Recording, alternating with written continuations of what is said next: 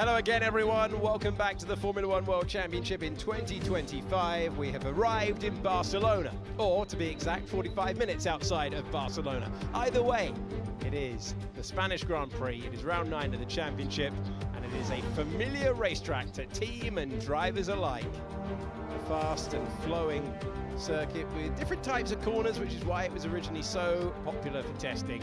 4.6 kilometers, 2.8 miles and 66 laps for the Grand Prix here on Sunday. 30 meters of elevation around this circuit, plenty of corners that can sometimes see the drivers caught out by the wind.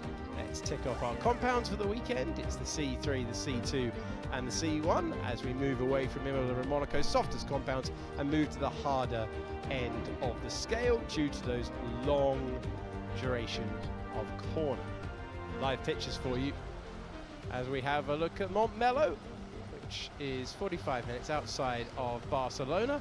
You see the massive grandstand on the left-hand side and the crowd expectant once again on a glorious day for practicing with Formula One cars and a heavily revised grid, as you've already been hearing in the pre-show, in the commentary box. I'm Alex Jakes, and alongside me, as ever, to take you through this is Jolyon Palmer. How are you getting to the track from Barcelona? Taking you 45 minutes. 45 minutes? Oh, it's about 20. At best. At best. Sam Collins is shaking his head as well. You're getting the tram. Sam Collins is shaking his head. 20 minutes to get into this racetrack. I mean, not to throw them under the bus in the opening minutes. I'm pretty sure it's only 20 minutes on the train. No, nonsense. Nonsense. It is not. So long as you avoid the traffic on the C17, it's absolutely fine. Yeah. Anyway, loving the Barcelona circuit coming back for another turn here. It's a nice track, and what I like about it is we don't 2 hours test it took Medland. 2 hours. There we are. Traffic dependent. They would have bitten their hands off for 45 minutes. We'll give it in distance and not time, maybe. That's probably a better idea. Sorry for interrupting you. All right, let's gather together and try and make this sound like F1 TV. 27 kilometres. Better in terms of a distance. Thank you, Palmer. What was the point you were going to make? I can't remember now. It's great to be back in Barcelona. I like it. It's just a short 20-minute drive from the city, and it's a nice circuit. And as I was saying, I like that we don't come in for winter testing anymore, because it means that we enjoy coming in the summer a little bit more. You don't want to have too much of a good thing. And winter testing in Bahrain feels like it's the commonplace. It has done now for a number of years, and it's 2022 since Formula One last came to winter test with what was the new generation of car, this generation of car. Since then, we come once a year. The chicane has been removed at the end of the lap, which has made it a much nicer circuit as well. It's fast, it's vicious, it's hard work for the drivers physically now. It's really, really brutal and a lot of fun. Yeah, the end of the lap much, much better after the removal of that chicane, which was added to try and promote overtaking. It just never really did that. It just made a mess of the flow of the circuit. Turn 13, very, very quick. And turn 14, the final corner of this racetrack. Last year, a very, very strong pole position for Lando Norris, but it was race victory, as it has been in the 2 previous years, for Max Verstappen. It has been Max Verstappen or Lewis Hamilton town for a long time around these parts, all the way back to 2016. Well, we're heading down to pit exit in a few moments' time, and we'll be joined by Hirakawa and Martins in this session. They are the super subs for FP1, and we can send it downstairs and say a very good afternoon to Alex Brun. Good afternoon to you all from 27.8 kilometres outside of central Barcelona. It's a glorious day for testing. A little bit of wind, which is heading as a headwind down the front straight there. So they'll have a shorter braking distance down towards turn 1 first.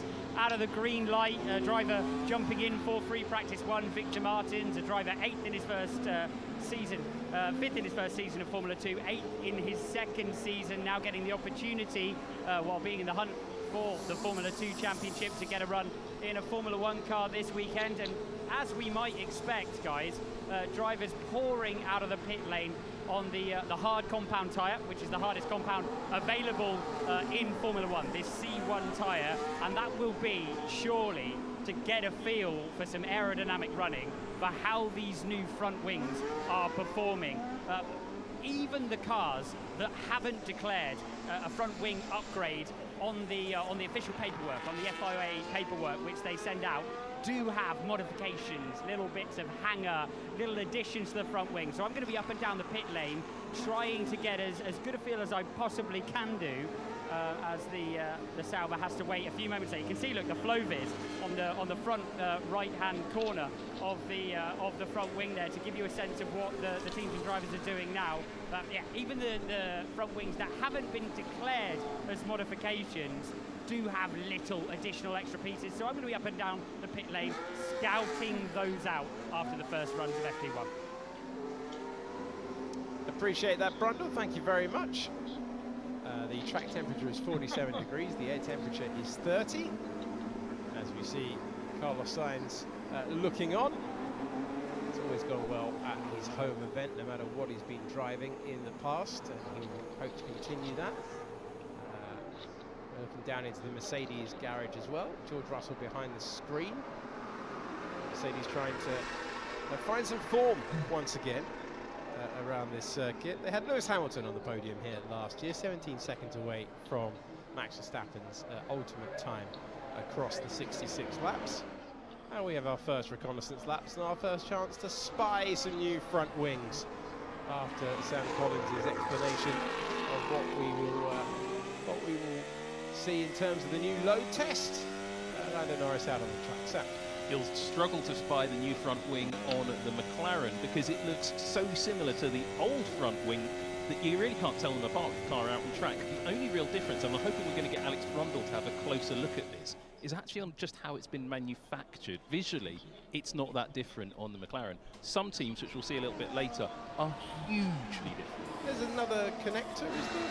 Yeah, there's a couple between of elements. There's a little extra connector. You've been doing your homework, and Sam's face of surprise across the box. And they've changed some of the carbon fibre layout. But I think Alex is going to hopefully take a closer look at that and some of the others. There's a few wings, though, I'm really excited to show you a little bit later on. Looking forward to that. This is Victor Martins out on the circuit with the aero rakes at the front of the car as well. Pure spec. Barcelona testing spec, this, as everyone gets to grips with the updates. Liam Lawson there for Racing Bulls, off the back of his best ever Formula 1 career finish last time out in Barcelona. Headlines taken by his teammate, but by playing the team game last week, Liam Lawson enabled Racing Bulls' best result of the year so far for both cars in a weekend where he scored his first dry return to Q3 since his Grand Prix debut in Singapore, when he knocked out the man that's just left out the pits, Max Verstappen. So it's been not been a super simple journey for Liam Lawson, but a weekend of cheer for him last time out. Charles Leclerc now rolls his Ferrari out onto the racetrack. Jody, was this a track that you enjoyed driving, or was this one that you just had to deal with given its testing mileage heritage in yesteryear? No, it's genuinely a really nice flowing circuit. But as you highlighted, we did so many laps in the past that you just dialed in, and it became a bit boring for the drivers because you just knew it so well. You'd turn up and be able to go from the very first lap. Like I said, I do love that they got rid of that chicane at the end of the circuit, because that was just an absolute naff fiddle through there. Low speed, just clumsy in a Formula 1 car. So getting rid of those now, the speed you can carry through those final couple of corners, 13 and 14, is just immense, and it's the essence of Barcelona. Also, turn 10 here has been opened up in recent years, so that's a little bit quicker as well. And the whole thing makes a wonderful flowing circuit. Steering through very late as I'm turning from another garage. It was very heavy, a bit weird. George Russell reporting on the radio that the steering isn't to his liking. McLarens have rolled out the box with some nice quick times early on. Russell, fourth place in the driver's standings, going through a little bit of a sticky patch by his lofty standards compared to the start of the year, where he was keeping Mercedes in the hunt. And he finds himself on 99 points off the back of his first non-score of the campaign last time out, and a 7th place followed by an 11th place. That means that his previous run of always being in the top 5 has been put in the bin. He's looking to respond and restore that record this weekend. I'm expecting that he can do a good job for Mercedes this weekend. I mean, Monaco was such an outlier. It was not at all representative of what Mercedes can do. And we didn't actually really see the pace of George at any moment. He was finally starting to feel happier in qualifying, and then had his electrical issue, stopped the car, and never got going from the back. Here's Hadjar. I will need some tape on my helmet for there's too much wind going in. Okay, can we do that next one? You keep pushing down.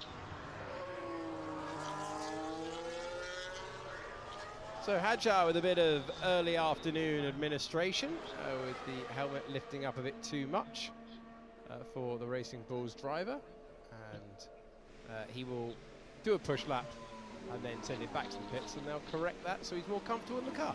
So it looks a bit surprising as Carlos is getting ready now in the back of shot there, back of the garage. And off the road we go with the Haas. Hirakawa in the Haas for his third FP1 of the season, but he's gone deep.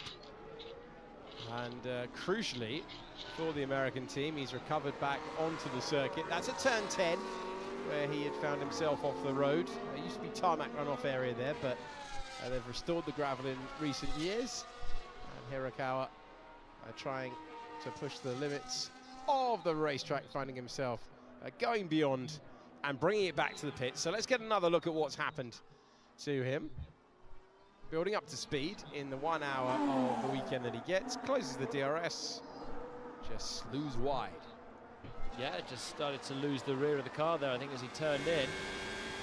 And as you say, just correcting in and then just keeping the car pointing straight into the gravel so he could drive through it and back out. Turns it in, there's the oversteer. Yeah, sorry. Sorry, I'm sorry. No worries. That's a driver that knows he's in a borrowed car, doesn't he? Within a couple of laps, he's through the gravel, and you never feel great in that instance. Where's the crash zoom to Esteban Ocon, who then has to provide us with his best poker face? There's Laura Muller, whose voice you just heard on the radio.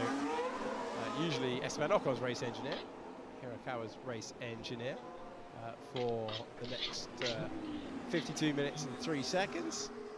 And Ocon's clearly gone on hit, because otherwise we absolutely, the gallery absolutely love a driver who will be racing it for the rest of the weekend, Cutting. That's classic stuff. If you're not doing FP1, you can enjoy a little bit more of a relaxed start. Hirakawa's in the car. I would say he's a safe pair of hands. He has run through the gravel, but he's done a couple of FP1s already this year, and has shown some solid form. So Esteban could just relax a little bit, go and listen in, and make sure he's across what's going on. It'll of course be important learnings, but there's no absolute rush. It could be. The benefits of not driving is that you can chill out a little bit longer. Nice relaxing start to things for Ocon. He'll be back in the car later on.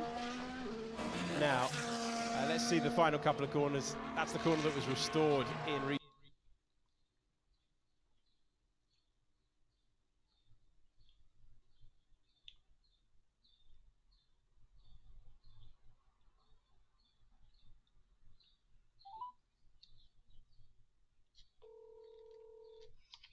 Hey, sorry, I didn't listen to your voicemail. I'm just calling you back. What's up? Oh, yeah, not a problem. Hey, do you have a couple minutes? I want to pick your brain on DC traction power systems, if you got. Yeah, I don't have a whole lot of experience. I've done a couple of jobs, but not as in depth as I like to be. But go ahead. Yeah, so I'm just, it's one piece of equipment on this project I'm working through, and I don't think there's any other resources in my company that know about it, but they're calling it an electrolysis breaker.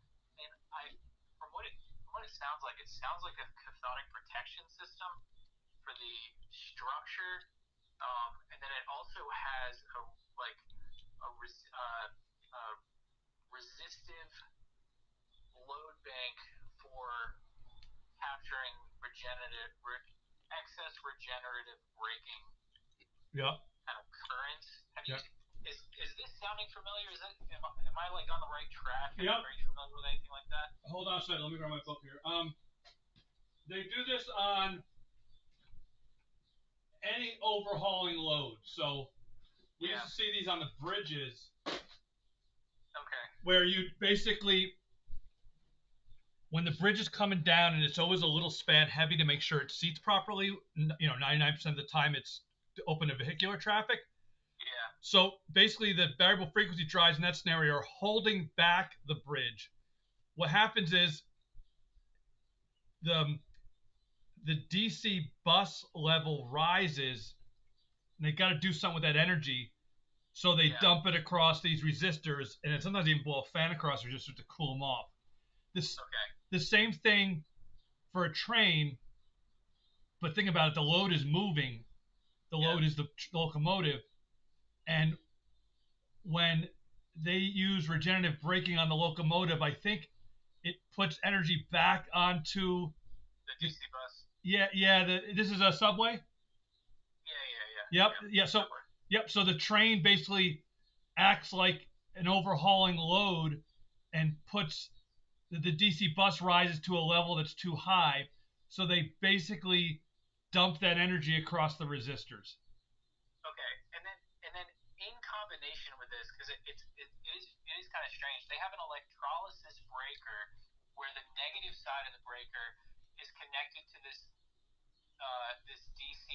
It's connected to the negative side of the DC bus, and then also in parallel is this resistive load bank, I think, for the braking system. Yeah. But what I'm trying, and it's hard for me to find all these drawings for it, but it looks like the positive side of what they're calling electrolysis breaker is connected to a structure, and so I think they're using, and it has like a diode on it and a shunt, and so I think they're using it for cathodic protection of the structure as well.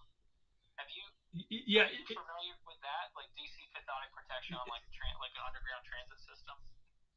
No, but I've seen that a lot for fixed structures.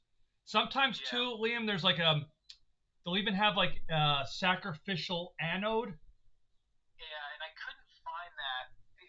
That's what I was thinking, is maybe they had a sacrificial anode that was in like an enclosure adjacent to the breaker, but I can't find. It might be existing, and that's why I can't find how the power. Like, how does the power work on that? Is it like a small amount of voltage? Yeah. Is it a large amount? So here's the weird thing with trains. The path of the current is from the catenary into the locomotive, through the metal wheels to the rails, and then back into the ground. And sometimes if there's not a good ground path between the source and the rails, I think they get these issues with electrolysis happening.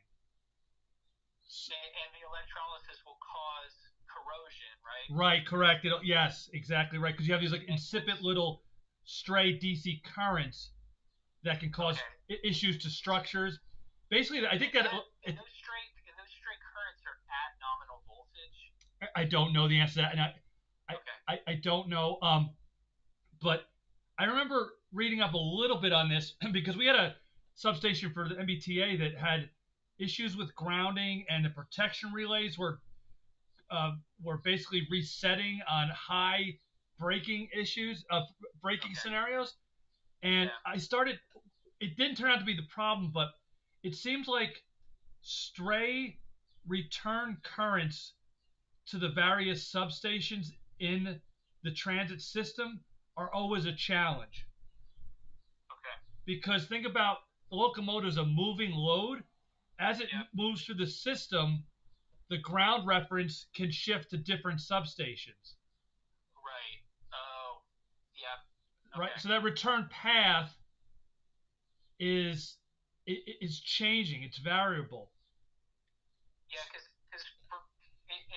and the reason I'm like a little bit shocked by all this is like it's 500 kc mil cables that are connected to the structure going to this 4,000 amp 750 volt breaker, and I'm just trying to like wrap my head. So maybe I was like, there's no way that they're just powering all these structures.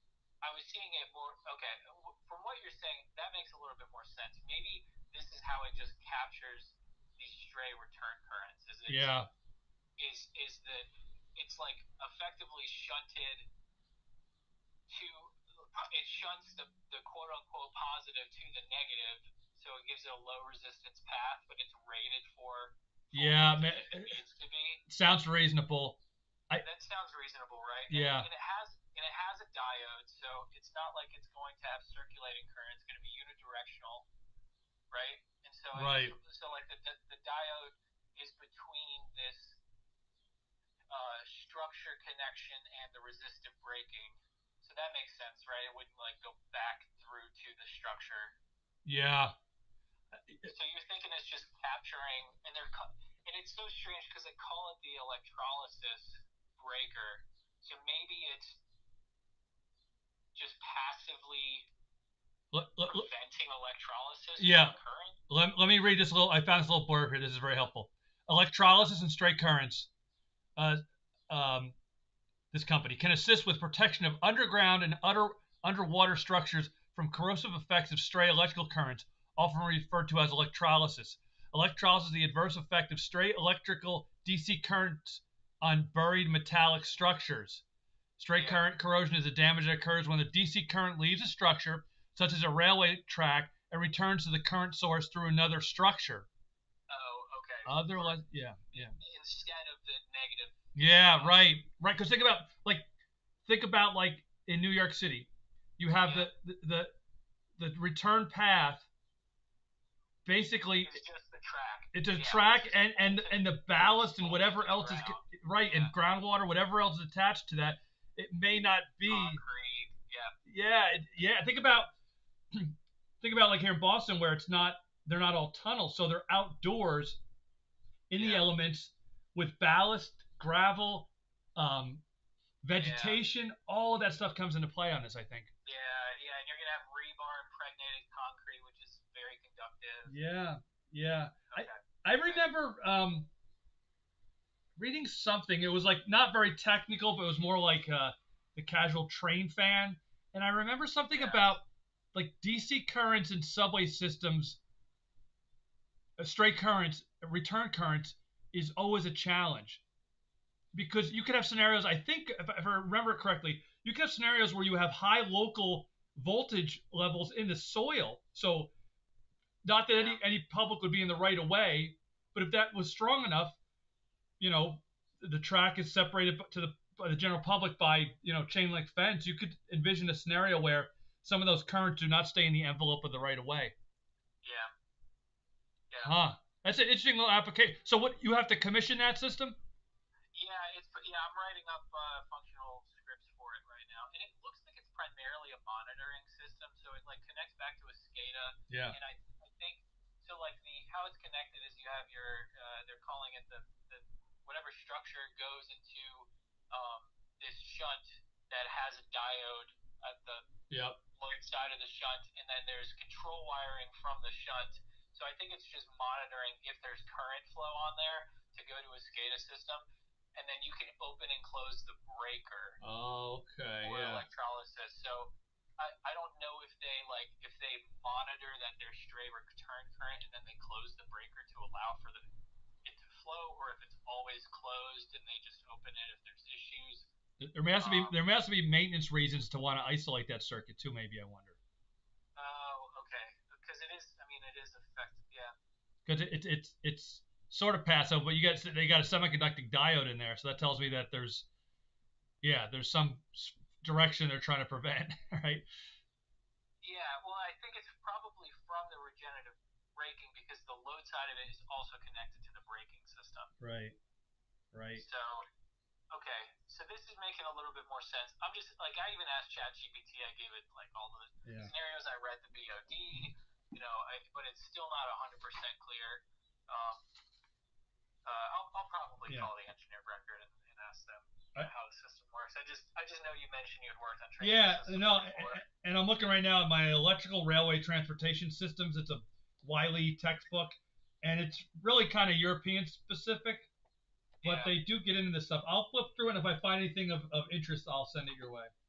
I think what we had talked about is correct, though. It's probably just like a passive system, right? Yeah. That was my biggest question, is like, why is this rated for such high current, such high voltage, if there's not like an active voltage applied? But I don't think it's the same as a cathodic protection system, which is an active powered system with a sacrificial anode. Yeah, right, correct. Yeah, but it's still more of like a passive system to allow for a pathway so it doesn't cause Yep. Corrosion. Right. Exactly right. And right, but the end result they're trying to negate is, I think, the same thing. Right. Yes, it's just like a passive cathodic protection system versus an active one, right? Yeah. You know, it's weird. You start thinking about from an electrical engineering standpoint. Like, think about here in Boston, they've got those green lines that are like the above. They run in the streets sometimes, like by the hospitals. Yeah.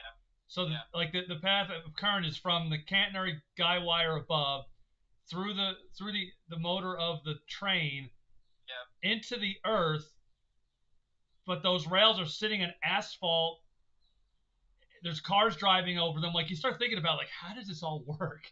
You know? It's just crazy. Yeah, and it just goes to the earth. Right, and then that's the return path. Yeah, and then ultimately the exo side of the return side of the DC has got to be bonded to that same. It's got to be the same potential, or maybe that's when the electrolysis happens. You know. Oh yeah, when there's a potential difference between the. Right, yeah. and that's what causes that corrosive nature. Yeah, huh. It's just interesting to think about, you know. I know. It's and I never work with DC systems, so I'm constantly having to think like, okay, it's similar but not the same, right? Like. Yeah. So I did a lot of work with variable frequency drives, which take AC, chop it to rectify to DC, and then chop it back out to AC. So there's only the middle part of the circuitry of even a large drive is DC, but you're very rarely putting your meter on that DC bus. But you still have to be aware of physically what's going on and how you get to the voltage levels you get, you know? Yeah. Because I think 480 rectified square root of 3 gives you 690 volts DC. So a lot of these commercially available drives in North America anyways run at a 690 volt DC bus. But in other countries that might be a different value, you know? Yeah, that's true. And that like breaks a lot of like 600 volt threshold as well, because it's right, a lot of that is like 600 to ground, which right, which it is, right, if it's on a positive bus. All right, well, hey, thank you so much for letting me pick I appreciate it. Hope you have a great weekend. Yeah, you too. Real quick, I was thinking more about this for microgrid. There's things they can do on that Schweitzer to dupe out alarms and also get indication inside what's going on that they wouldn't otherwise using the LEDs and the push buttons on those Schweitzers, you know? Yeah, that's true. I mean, what I'm hoping for is Matt kind of like flushes out all the ins and outs of what he needs to see, and then I might want to see like 10 to 20% more than what he did. Yeah. And then it's a quick week. That's what I'm hoping for. But yeah, I'm still trying to come up with like all these different permutations. Like I said, a good example would be we don't need to generate gen differential, but just in the Schweitzer or with a push button, and then hitting the push button at least lets the system respond like you had. As if. Yes, exactly. That's the key. And then it's a temporary thing. You don't have to worry about it. You just wipe it out when you're done. But it's a great way to have intermediate, almost like breakpoints when you're programming something in a computer. It's like, okay, where are we right now? We don't have any visibility, so the LEDs and push buttons can give us probes and test points into the logic you wouldn't normally have. Yeah. So. I don't know. I don't know if Matt's going to do that or how difficult that would be to set up either. If we're doing something like that. It's not really. So the Schweitzer's got this like function block creator where it's not live code, but you program what you want, and then it automatically generates the strings and tells you where to put them in the different.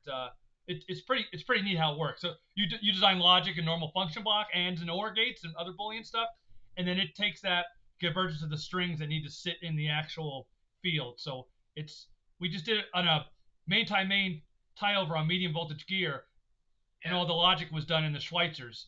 So I got a hands-on view of how that's done, and that's nice. It works out pretty well. There's some little caveats there, but at least get you in the right direction. Because the old days, it's like I got to write this Boolean string to do all this crap. Shoot, how do I do that? Versus just overriding a bit with a push button. Exactly. Yeah. All right, my friend. All right. Well, have a great great weekend. You too, Liam. Great chatting with you. We'll see you now. All right, thanks. Bye. Hi.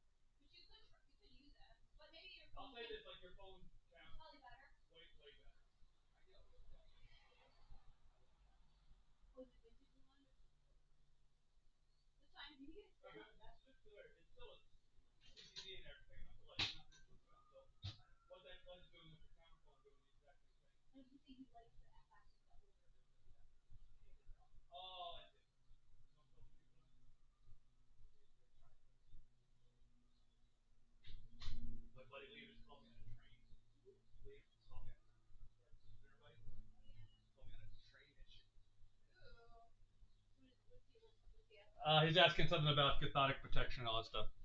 So I gave him my best little whack at it. But... Oh, I set the camera up and I sent a link to Mel.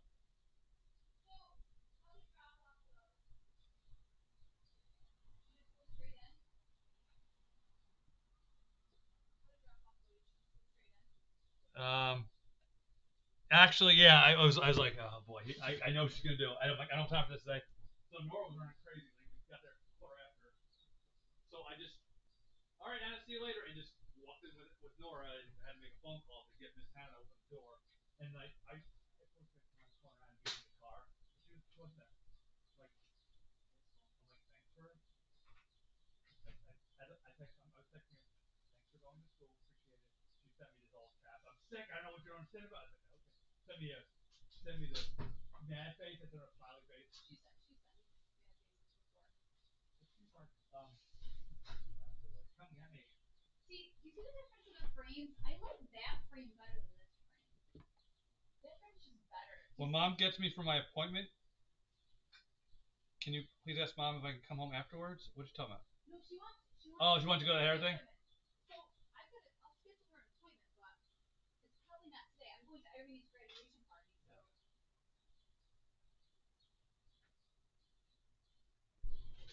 So Mel called me this morning. Yeah. He's like, well, they're kind of going in a different direction. Like, remember how times he's like texting me gibberish? Yeah. He goes, I had these night sweats in front of the doctors, and I was just talking gibberish. So they got this little cap on me to monitor brain activity. Like, maybe something else. Maybe I got a virus or something. Oh. Just like causing me to not be. So it sounds like your treatment's taking a little bit of a shift away from cancer and figuring out what else other things. He's like, yeah. No, so Mel, when he gets night sweats, he gets delirious. And maybe that's what happened when he went into the bathroom. Right. So it's kind of shifting. Well, they're learning more about you. Yeah. So he just called you just to kind of give you a heads up. Yep, and I said maybe tomorrow I'd come in and see him. Anyways, then I sent him a link. I sent up the YouTube channel. To the park? The park. I sent him the link. I'm like, you know what? Just nice. Click on this right here. In case he wants to go through and on some shenanigans in the park.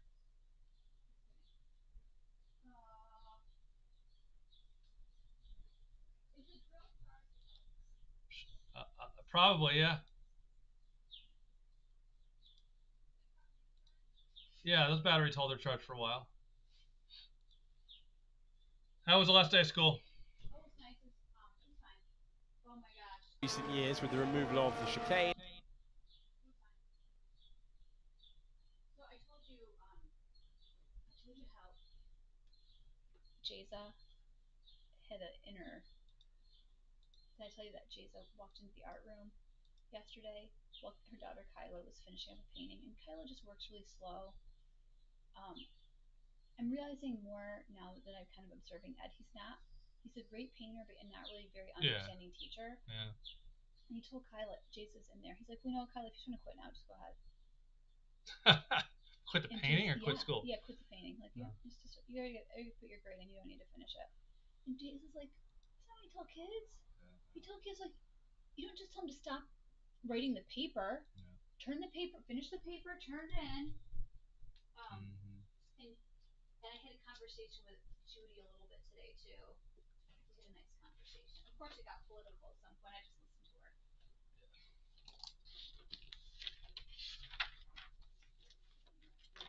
But yesterday, I'm finding out he's similar to Julia in some ways. Yeah. Where Julia would tell me, she's like, you're not very good at throwing. It's like, okay, well, rather than telling me and labeling who I am, what can I do to improve? Do you know what I mean? Yeah. Like, nope, this is who you are. This is what you can do. Yeah. And he told me, he said, he had a critique yesterday, and then all the GH work. He had a critique yesterday with the studio art class and said, all right, those of you who want to move on to AP, think about what you want to do, think about what you're going to concentrate on, and then, talk to Mrs. Drew and think about a plan for next year. Do something. Yeah. Oh, and so I told Henry this already, but he said some of the kids, 2 of them wanted to pursue portraiture. He's like, but I saw their portraits; they're not very good. And I'm like, they're actually, and I did say they're actually really good for your first painting. I said, well, Ed, they're learning a lot through that. They've never painted done a portrait before. I said, this is the first time, and actually they've probably learned a lot through the process of this. Their next paintings are going to go faster because they're not going to make the same mistakes. Yeah. And, I said, but there's an expectation that they're going to move beyond this, right? If they really want to pursue this. He's just not a very good educator. He's not. Yeah, he's not. And it's really frustrating because a lot of the kids really do like art. They really do like it, but he's just not very understanding. Welching some of these kids' dreams, or even just interests, like, oh, you're not good at art, and like failing some of the students. He's just not able to meet them where they are. He's like, oh, he kind of labels kids like, oh, she's not going to finish this. She won't finish this. I'm like, that's not true. You have to encourage her and say, okay, this is what you need to do to finish. You're at a great start, but this, and this need to be. That's all.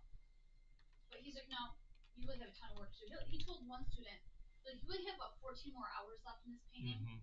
She said it out loud the other day after school. Yeah. Well, for him, he would probably put in 14 hours, but you probably maybe 3.5 for it to look like it's finished and to kind of be happy with the outcome and to learn from it. Okay. So I don't know. He's also Okay. I'm sorry. I'm sorry. I gotta get this out. Sorry. They're scrambling for this.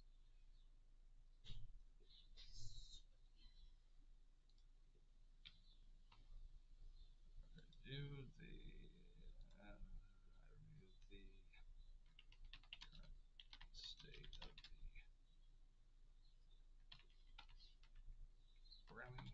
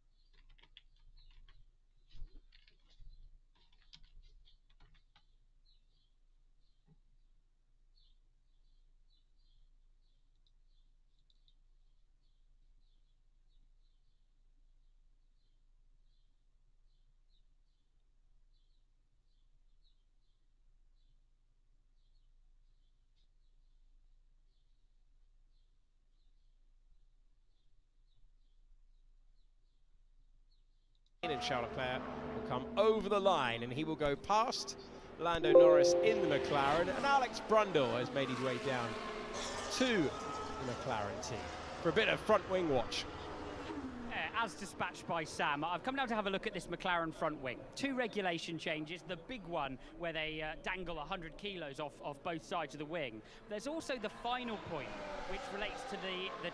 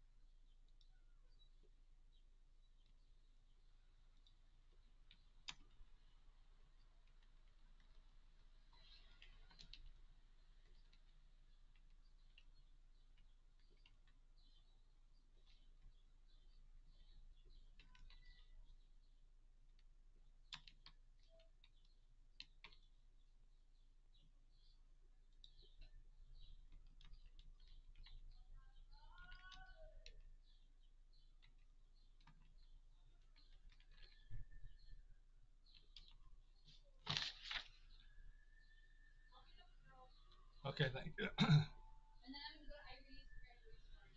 All right, I'll take him to swimming. Norsa wants to go to that movie night. Yeah. Assuming it doesn't rain out.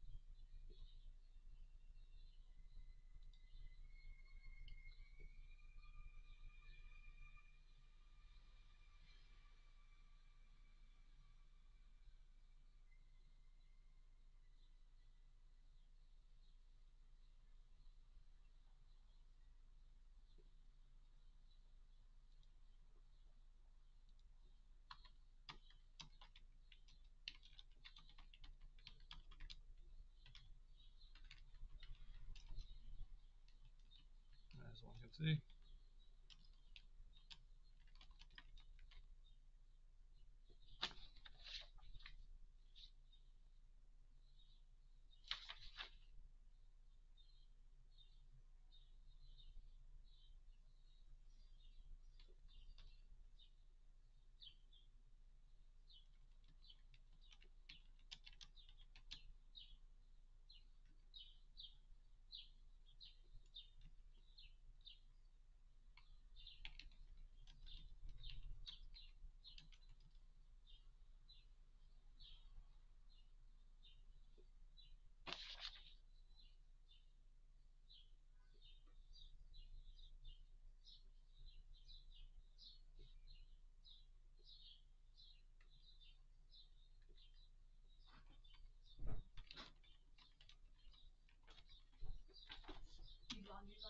Yeah, I probably actually need to be changed that. So Anna's sheets, and then I did a load of Henry's laundry just to get us a hamper. Yeah, so those are downstairs. Another load can be probably loaded in.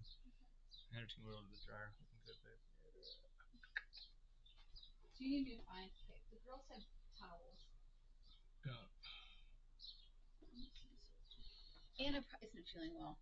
Can we make her son? But it's up to you. She's doing a pickup.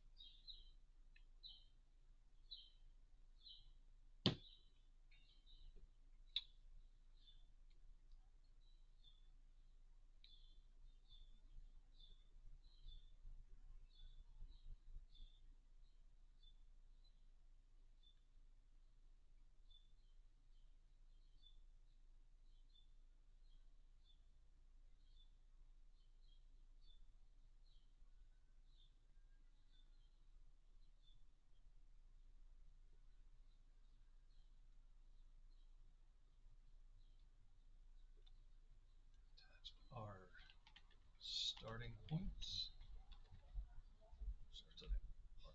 Our starting values.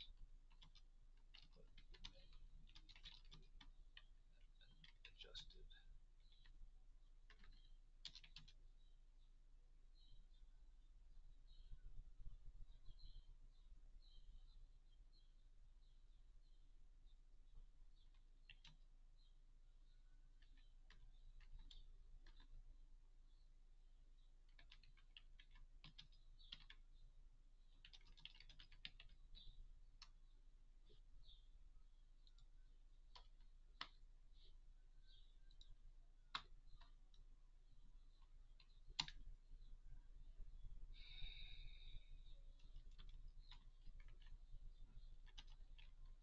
Discuss.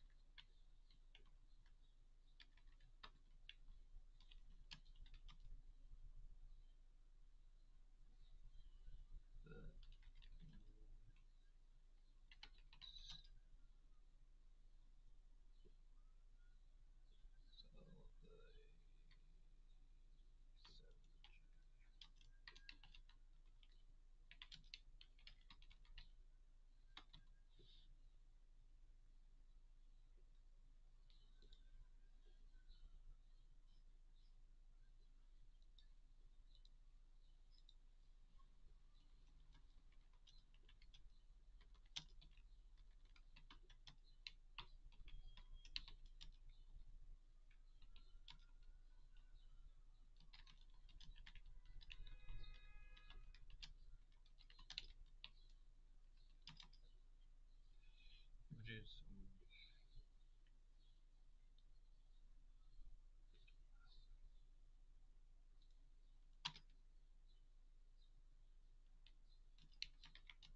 Certain.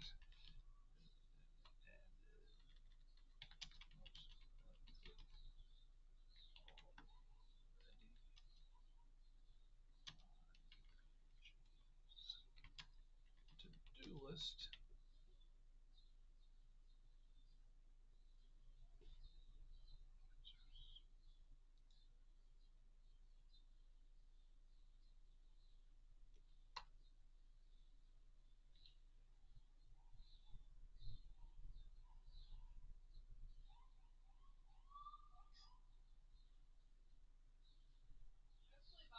Yeah. The party goes till 7:30, so I could go to swimming and leave from there. Okay, it's up to you. Yeah. Yeah. Does that make sense? Yeah. It'll be right at 4. Yeah. Okay. Yeah. Whatever. Yeah. That works.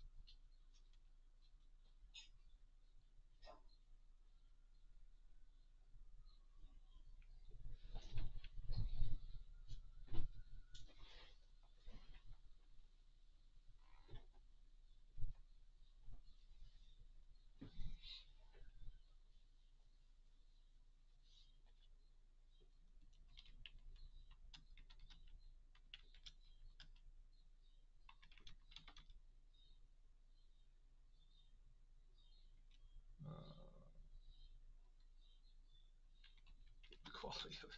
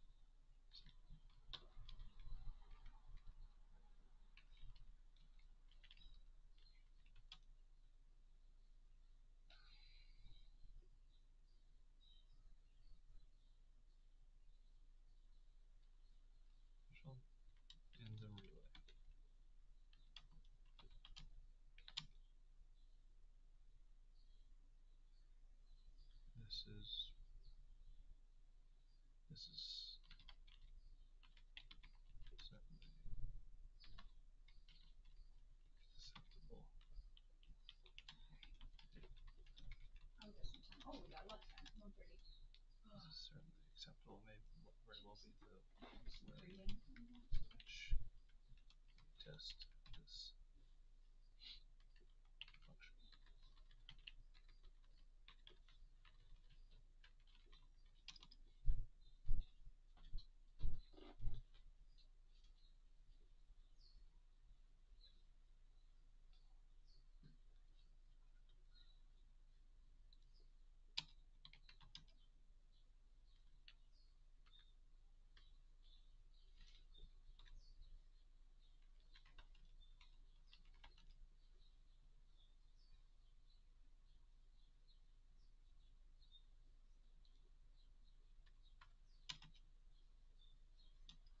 A second.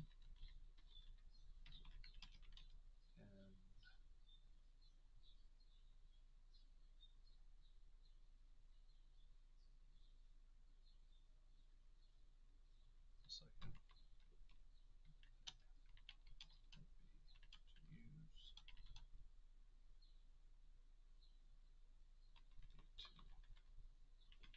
program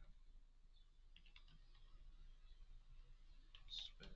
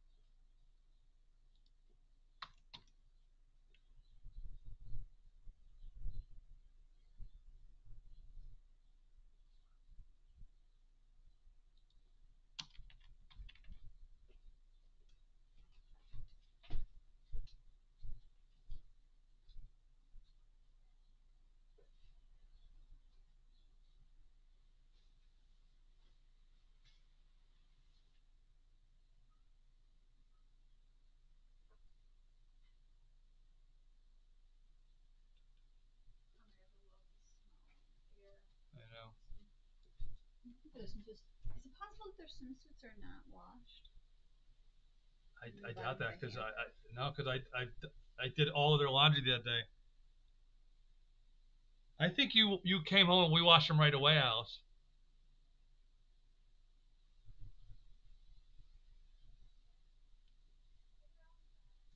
Okay. I think you already set them up.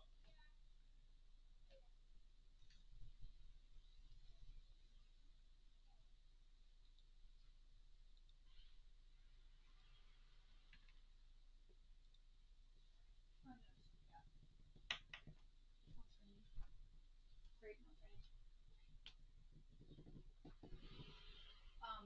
Bob's party's BYOB. Okay. Rank up the just like 1 or 2 ciders for yourself. Yeah, right. I've done that. I remember bringing personal cooler. like Angry Orchard or something, and no one else wanted it. I just walked away with the 3 that were left. I think I asked. I'm like, anyone gonna drink these? No, just take them out. Yeah. No, it's tacky. If it's a close friend and they're like not like if someone brought Modelo over, I'm like I'm not drinking that. Crap. Yeah, not crap. Yeah.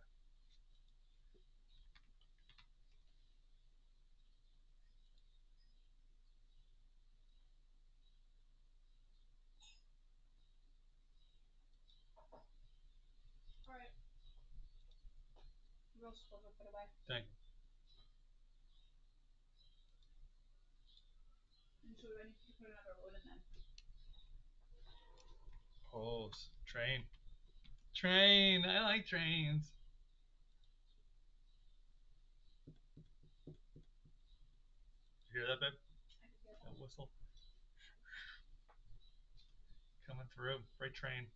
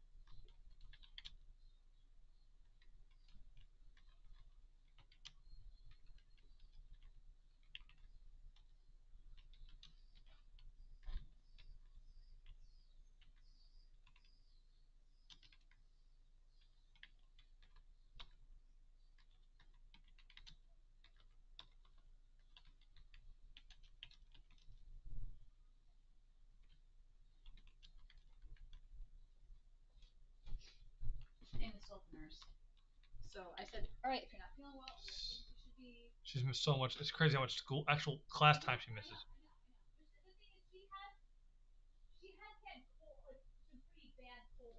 Agreed, but she doesn't help things. Like she's already resigned. Like I'm not going to school today, so I am gonna stay up late and all that crazy stuff she tries to do.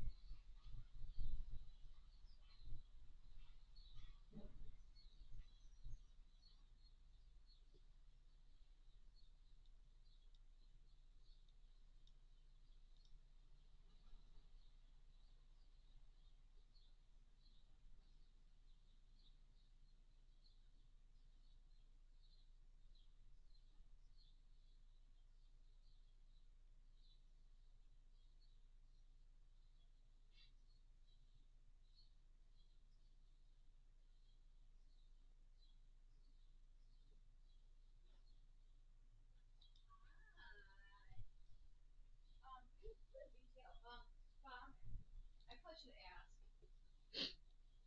This container, did you have any lights closed in this container, did you? No, it's all Henry stuff. Yeah.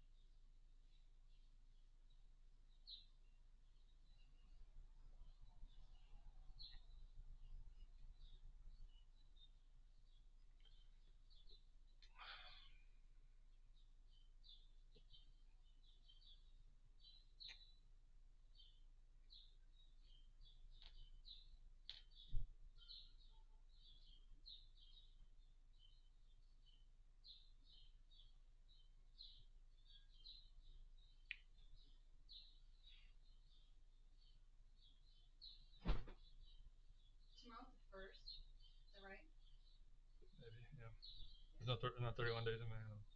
Today's 30th. I get paid You got paid today. today.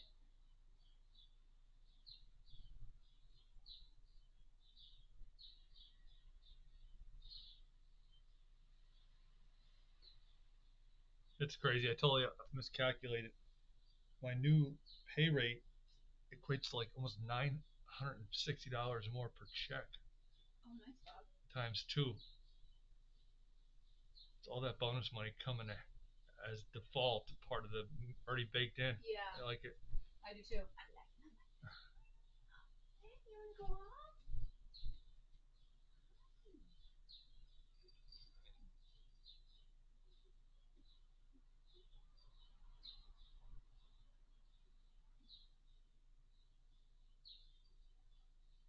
I'm gonna call this Lace place and see if I can just get a screening for me, Nora, and Anna.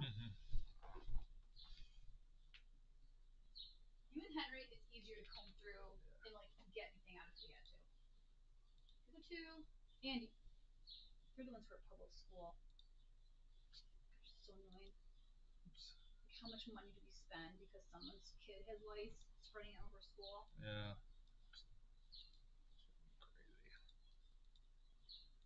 I mean, I know other people can't help it, and we didn't know that Nora had it for so long either. Yeah.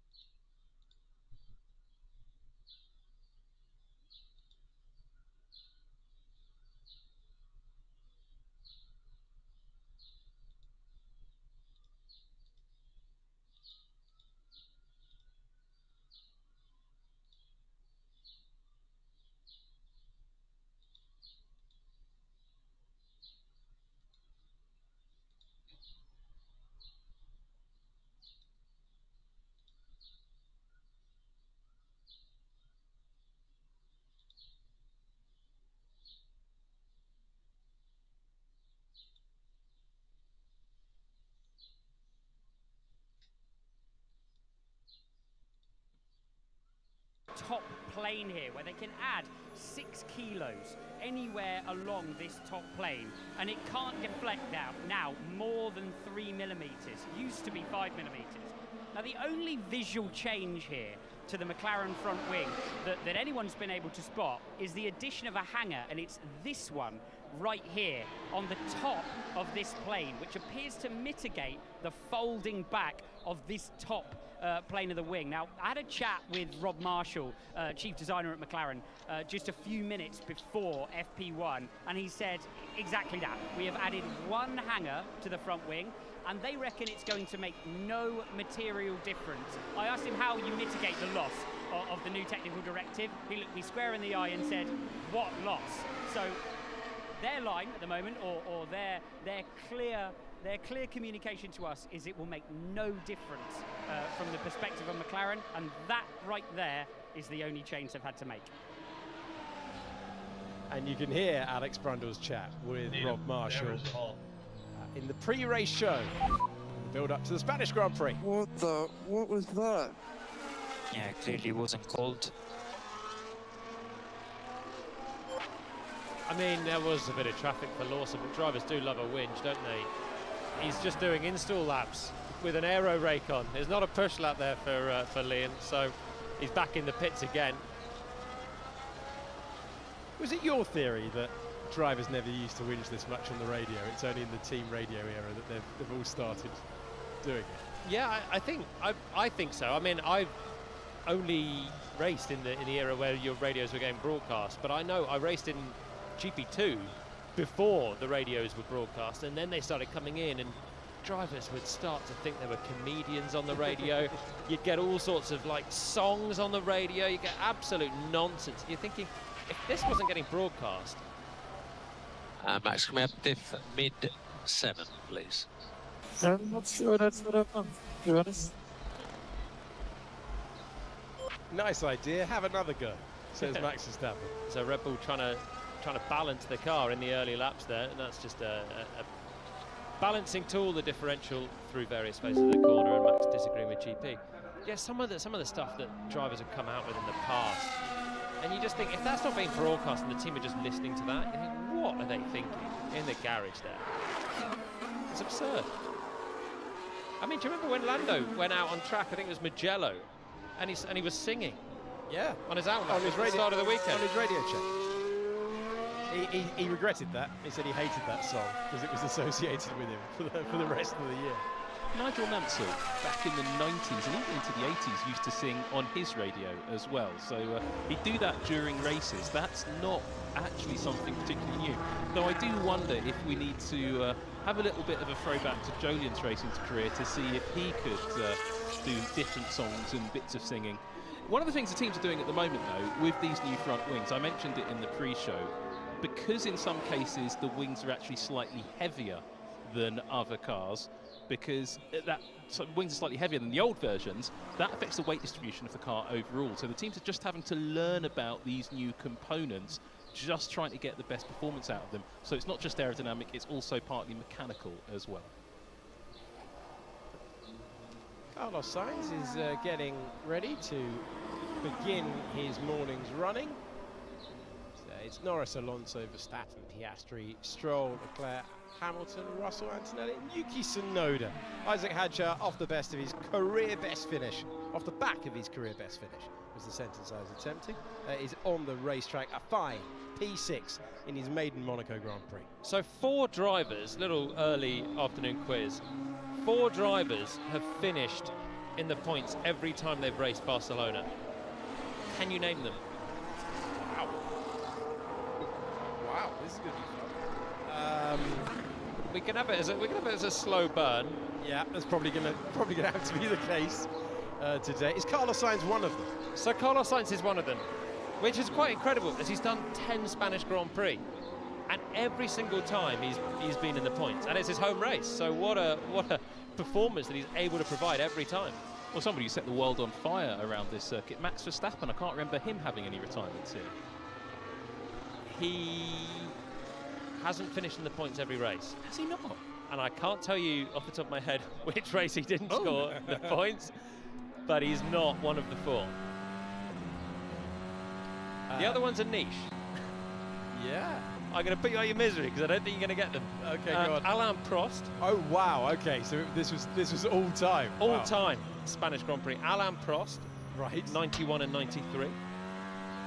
Michael Andretti scored some points in 93. He only had 1 season. Yeah. Palmer. This is a ridiculous quiz. Who else are we getting out there? Of course, Ralph Furman. 1 year. Also, points in Spain. Also had what? Oh my word. The gallery are not happy with the standard of the quiz, I'll tell you that. Okay, but doesn't it highlight how well Sainz has done? To do 10 seasons and always be in the points. Yeah, incredibly strong stuff from Sainz, if you considered that he began his Formula 1 career with Toro Rosso, the Red Bull Junior team as well. He's always been mighty around here. Emulating Prost, Andretti, Furman. Can he get 11 out of 11? He has at least left the garage now to start his weekend, 15 minutes into FP1. They were working on that car quite a long time into the session. I'm surprised because I mean, he's not been out on circuit. Normally, if they were all gathered around at the front end, you'd think maybe they were taking off an aero rake or doing something with the mechanics. But a leisurely start, and Carlos is out there. So 16 cars currently circulating. We're finishing a lap with Isaac Hadjar, who doesn't improve.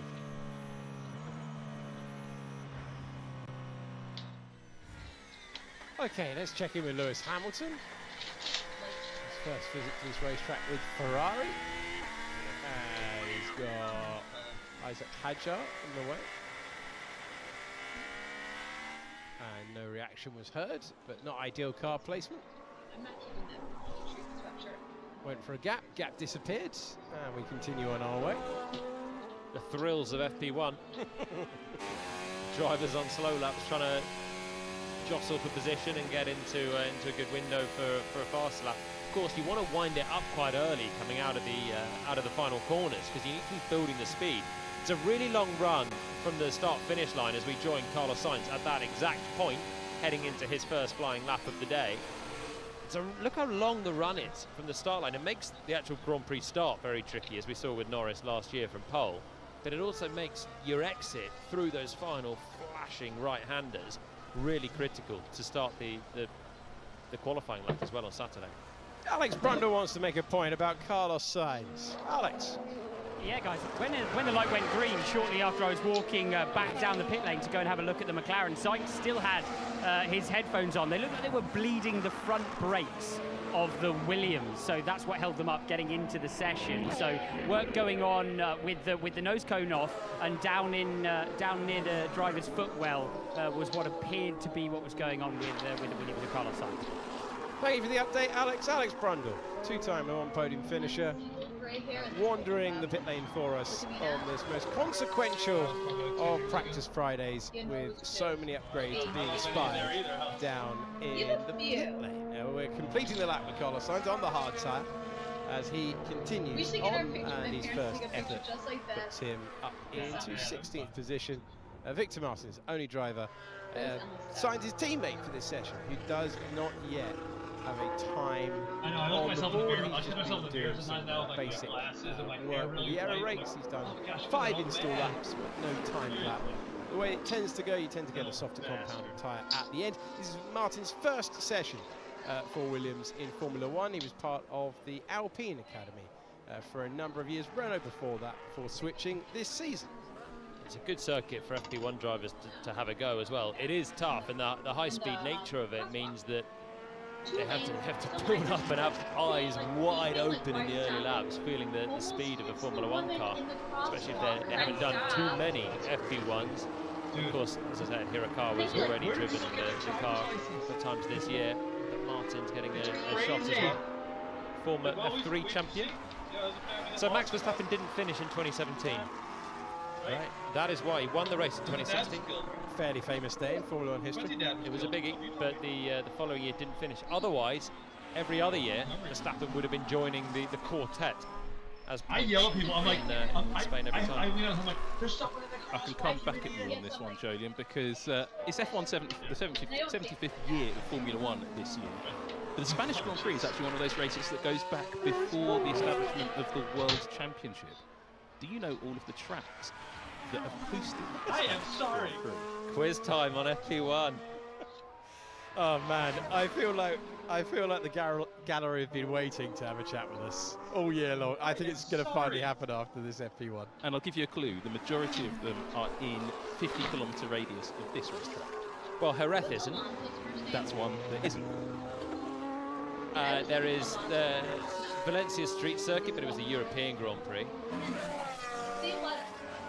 There was one at Montjuic, is it? Yeah, there was a pretty precarious street circuit around that wonderful part of Barcelona that then hosted the Olympic Games in 1992. Jarama? Yeah, there you go.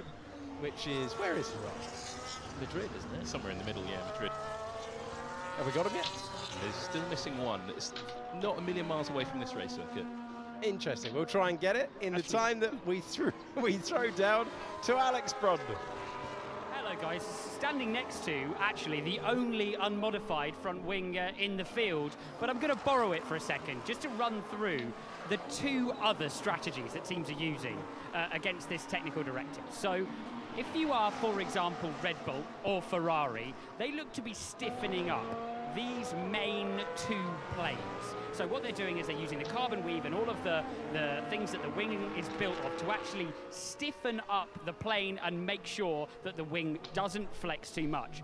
The second and more interesting mechanism, which Williams are doing, it looks like RB are doing, and several other teams are doing, is actually manipulating the load of the front wing to make sure that it doesn't bend too much. So what they're actually doing, they're changing the camber of these upper flaps to move the load of the wing towards the central nose, and in doing so actually putting less leverage on the end of the wing furthest away from the nose, and thus the wing flexes less.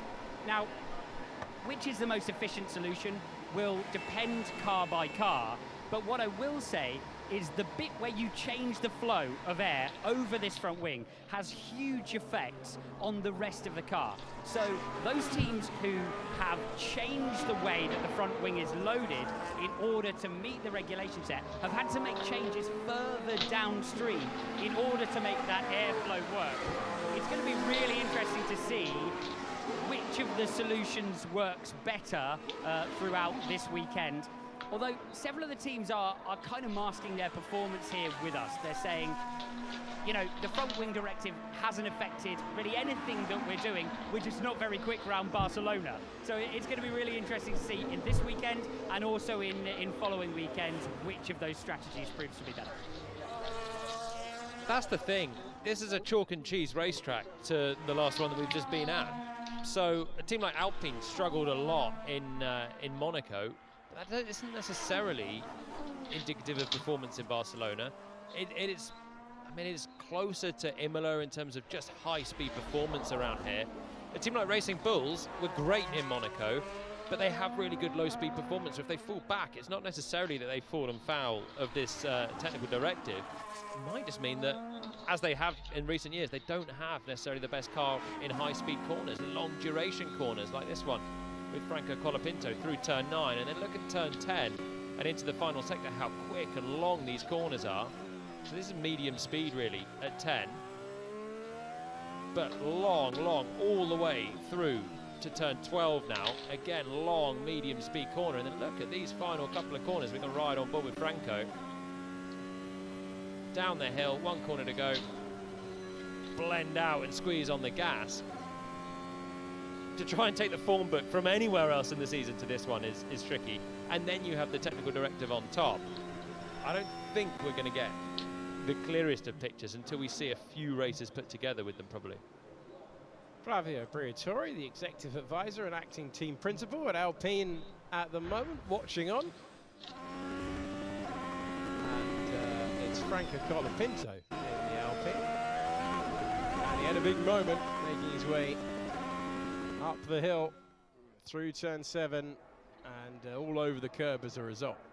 That's going to make the engineers wince because the two Alpines have got available to them new floors on those cars. One of the cars, Colapinto, I believe, has the new floor on the car at the moment, but the team weren't sure which floors they were going to put on which cars as they were going into the session. But when Alex Brundle, I know, was chatting to the team before the session started, one of the cars had to have those new parts fitted by regulation. But what they do for the rest of the session, I'm not sure. But I'm pretty sure Colapinto had it on his car at the start of the session. Colapinto not finding things particularly easy in Monaco a week ago. Will be happy to be back at this circuit and going back up to speed at a circuit where he's had decent form in the junior career as well.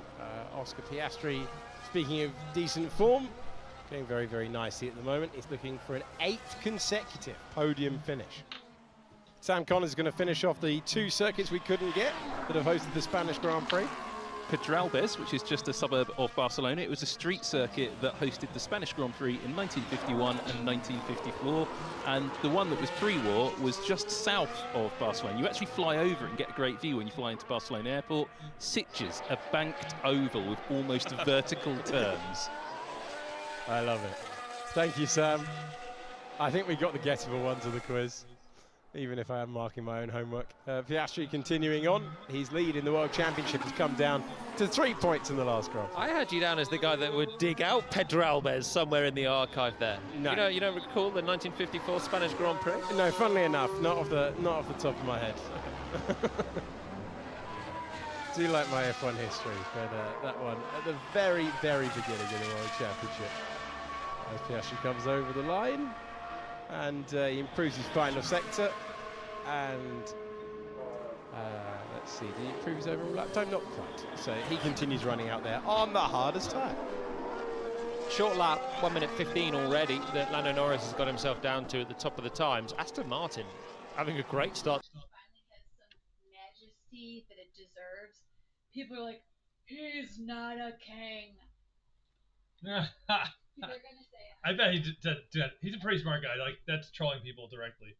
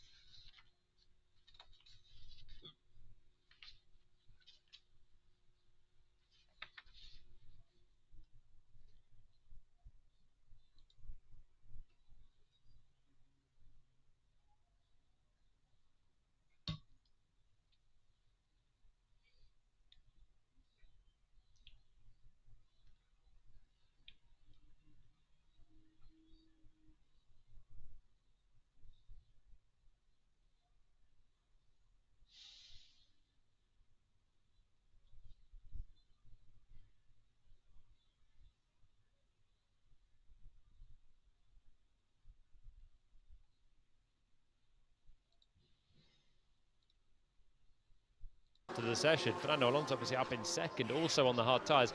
Should clear up the tyres, are also on the other end of the spectrum compared to what we've raced for the last 2 weekends. Triple header, 2 of them have been on the softest of the range. Now we're on to the hardest of the range on what is quite an abrasive circuit. Lots of high speed, can have a lot of degradation here. So C1, 2 and 3 for this weekend, and most of the field, as you can see, out on the hards, the C1s. Just Stroll and Colapinto out on the mediums to start. Alonso ticking on nicely, up in second. Stroll 7th, 6/10 away. Tiny margins as well usually separate the grid because it's a track everyone knows, and it's quite a short circuit as well. Sector 1 particularly is really just the first corner and a long straight by the time you come through into turn 4. 2 used to be a little bit more of a corner, but the cars have got so much downforce now, you can just drill it through 2 and 3, and you're at the end of the first sector already. Alex Brundle has a point for us on tyres. Alex. Yeah, caught up with Mario Isola earlier on in the weekend. We were talking about the change in construction of the tyre between last year. That's how the tyre is built and what it's built of. And he told me that this year the C2 tyre sits much more in the middle of the C1 and the C3 than it has in previous years. So they're much more nicely spaced. Previously, the C1 was sort of out on its own as sort of the hardest, most extreme tyre in the range. Now they feel at Pirelli that the C2 sits in the middle. So that could be an interesting one to watch strategically through this weekend in a race that is typically a two-stopper. Thank you, Alex. 32 minutes of this opening hour of practice to go. Fernando Alonso continuing to log laps out there. He's at turn 10. Hold on to your hats. New tyres for George Russell, and he's lighting up the timing screens halfway through FP1. Mediums he's gone on to, as we're starting to see a few other drivers come in for a second set of tyres. Alonso's still pounding around on his aged hard tyres, but George Russell is about to put Mercedes right up towards the top of the times. There we see the timing, the purple sector through the middle, and there we go, bam, half a second clear. We're into the 14s. Russell, who used the headwind at turn 1 last year for an amazing sweep around the outside to go from 4th on the grid to the lead in 600 metres, as Verstappen and Norris were busy scrapping with themselves. Can I offer you a little comparison, Alex? Please do. Kimi Antonelli out on circuit, also switching from a hard to a medium. Let's see what he can do. Same tyre at the same time. Antonelli, I feel like needing a better weekend on a track that everyone knows, including him, a lot better than recent ones, and he goes 3rd, but 6/10 down on George Russell, of course. It's very early days in the weekend. Antonelli getting up to speed then, at his first F1 visit to this circuit that drivers know very well. Antonelli racing around here in Formula 2. Victor Martin's out on track earlier on in Formula 2. He does have a lap time on the board now, 1:17.0. Hirakawa has been through the gravel trap so far. That's the hill at turn 7 and 8, which provides a great view of the Formula 1 cars climbing up to turn number 9. Hulkenberg in the Kick Sauber continuing on, scoring the team's only points so far this year, with a really strong drive of experience in Melbourne. And he's able to deliver good points for them. He continues on. This team set to become Audi next year, and with the soft tyres he goes just behind George Russell, and he too is in the 1:40s. Verstappen leaves the pits on softs, as does Leclerc, so we're going to see what Ferrari and Red Bull can do in just a moment. The McLaren's still nestled in the garage. We'll wait to see what they can do on a new set of tyres. Track getting better and better. There we go. Lewis Hamilton now also leaving the pits, so it looks like a soft tyre as well for Lewis. Going early onto a second set of tyres. I think they want to do a long run, that's why they're going for this, and then they'll try and get a preliminary long run for FP1 and make the most of this first hour of running. Whilst we look at Lewis Hamilton on an outlap, 6-time winner of the Spanish Grand Prix, Sam Collins can talk us through one of the many upgrades down in the pit. Well, one of the things I wanted to show you to start with, Alex, was actually not an upgrade, but it's the front end of the Racing Bull And the Racing Bull car, actually, this is it at the previous round, a few rounds ago, actually. And the area I want to show you down here is on the bottom end of the end plate. These metal sections, these are the end of the front wing blades. It's not a particularly exciting arrangement here on the Racing Bull. It's something we've seen quite a few teams do. However, things have changed significantly. Racing Bull arrived at this weekend with a totally different concept in this area. Look at this slot section. The whole bottom piece of the front wing end plate is remote from the section that picks up on the end of the front wing end plate, with these really beautifully sculpted end pieces of each of the upper three wing elements. This is something that reminds me a little bit of what Mercedes tried a few seasons ago and ended up being a little bit controversial. So we'll have to see if any other teams take this route, and there are some other really interesting solutions in this area of cars up and down the grid, including on the car of Charles Leclerc, Alex. Thank you, Sam. Always appreciate the deep dive into what the teams have brought as we continue the development race all the way through the Formula 1 World Championship. Charles Leclerc with the fastest middle sector of anyone so far. He's on the soft tyres, and Max Verstappen's further back in the lap as well. It's going to give us a good look at the early performance of both the Ferrari and the Red Bull. First over the line goes Charles Leclerc, and he goes to the top of the timing page by half a second. Verstappen next up. Leclerc not interested in giving his teammate a toe to start his own lap there. Teals immediately out of the way so that Hamilton can find his own air resistance down towards turn one. And that is so important for that first sector time, as Verstappen has the best of anyone. So Leclerc half a second quicker than Russell, soft to medium. Verstappen is like for like with Leclerc on the tyres, sweeps through the final corner and nudges the time down. 10th and a half, the Red Bull over the Ferrari.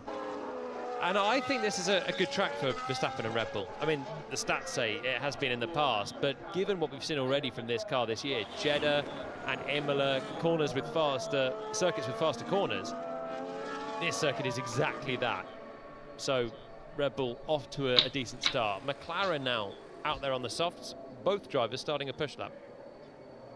Yeah, outstanding racetrack for Max Verstappen, 4 times a race winner here, including becoming the youngest ever in F1 history in 2016, in his first ever start for Red Bull Racing.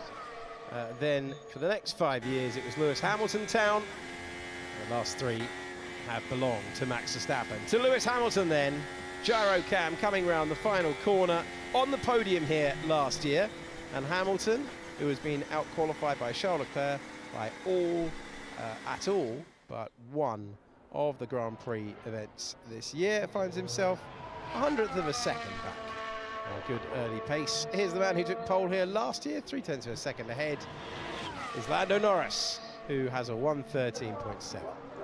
Quickest in all 3 sectors for Norris. Piastri out there at the moment, coming through the final sector, sweeping through 2 corners to go, and we'll see where he can jump in the second McLaren.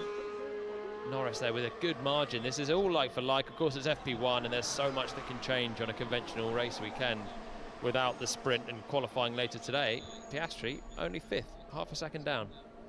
This has never been on the evidence of only 2 race weekends, but no, it's not been a classic Oscar Piastri track. Last year he was in 10th position. Before that, obviously McLaren not quite as competitive. He was out of the points, down in 13th. So Piastri has won around here in the Junior Championships, but that was in a reverse grid race. So Piastri, having had his points lead trimmed in the last Grand Prix, potentially at one of his weakest circuits of the campaign. Yeah, both sets of tyres, though, he's been half a second away from Norris in FP1. Will the soft tyres give them any grip for a second flying lap? So we see Tsunoda cruising round to try and just get these temperatures down to a temperature that might give them a second attempt. Verstappen's come straight back into the pits in the other Red Bull. Russell actually just did 1 flying lap on his medium tyres as well. It is a circuit that puts so much energy through the tyres. The left front particularly takes a pounding. Is Yuki going to wind it up? Surely with a lap as slow as this, he's thinking about going for it again, but he's not. Peels straight back in and just did a very, very steady in lap. Slightly strange one. Looked for all the world like it was going to be a push-call push, but Japanese driver brings it back. Another driver who had a really torrid time of it in the last Grand Prix, just tootling around, hoping for something to unfold in front that never materialised. but he's back to the Red Bull team at a circuit that he's raced at in Formula 3, Formula 2, Formula 1, and now Formula 1 for Red Bull as of this weekend. You can hear the pit lane alarm going off when another car enters the control speed.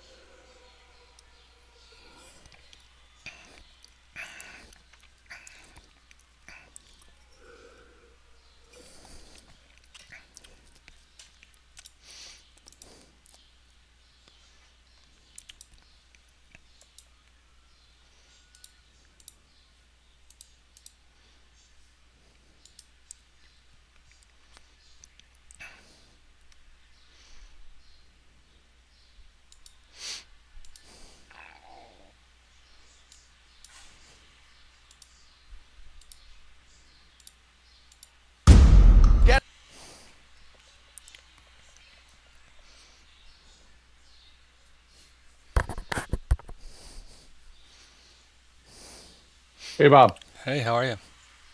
I'm good. How you doing? Good. Good. Yeah, I got your note about Massport. I'm actually putting that together right now. So, pretty good. 13,000, I think, is what we'll bill them. We'll take it. But we turned the ship. Yes. Heading in the right direction. So, has invoicing that got any streamlined, or it just takes time no matter what you do?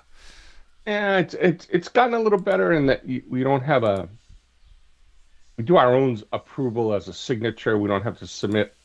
The problem is they have like I don't know, maybe 5 different sheets, Excel spreadsheets that are dumb as a rock, that don't talk to each other, and you got to slice the data in different directions. And then any one of the 9 people that approve it, although some are just management that approves it, they can pick out a number and say, well, where did this come from? Yeah. It's like from your sheet. So if you don't understand it, and, unfortunately, then Lynn has to get involved, and then she'll say, come on, guys, it's simple. Well, no, it isn't, Lynn. It's the least simple thing. And then if you don't populate that sheet into PM Web properly, then it won't take it.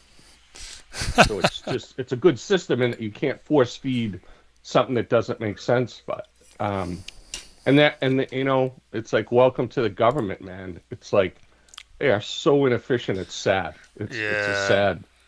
Yeah. And, hey, guys, how we doing? Good. And then just to finish on Massport, they don't even use PM Web for their own reporting. They do a manual download back to Excel of the status of all their projects. It's the most insane thing in the world, but it's the system they have. It's just like Matt with his metering, like all those meters, they still have to manually modify some of those bills before they go out. It's crazy. Crazy. No thanks. All right, so here we are. I think Rick and I have been working for a while on getting the right, setup for the future. And of course, like anything, we have limits to where we are. Right. And we know where we want to go. And so he has successfully come up with a prototype. It works for him. But there's other issues that we're trying to wrestle with. So we thought we'd invite a bigger discussion. I know you guys have interacted a couple of times on some matters. So let's just discuss it, see what we can come to a solution. The only parameters I have is it's got to be a one solution. It can't be, oh, this guy does it this way, that guy does it that way. And not so much for us, but if we're going to get true IT support from Joe, and he's going to go to like a ticket mentality with multiple people answering, we're dead on arrival if we think they're going to know the nuance of us. So that's the backdrop. So let's Rick, why don't you just tell us what you're thinking and what some of the subject matter is, and then we'll chew through it and see if we can figure something out. Yeah, so obviously both setups have pros and cons, but at the end of the day, I think like you mentioned, for Joe's purposes and all of our purpose, the one laptop setup is more typical of what everyone does, and there's going to be hiccups with either setup regardless. So it may be a little slower at home, but things like wiring into the directly into the router or whatever, Ethernet connection, and all those things are going to improve, but there's going to be a natural, slow down to some part of it. And I could still work with Joe, and I was already going to reach out to him about, optimizing the current VPN setup to get hopefully some more speed out of it.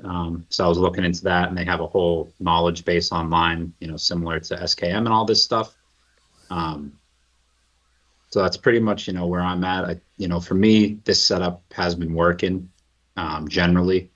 There's going to be bigger projects are going to be slower, but bigger projects even in the office are slower.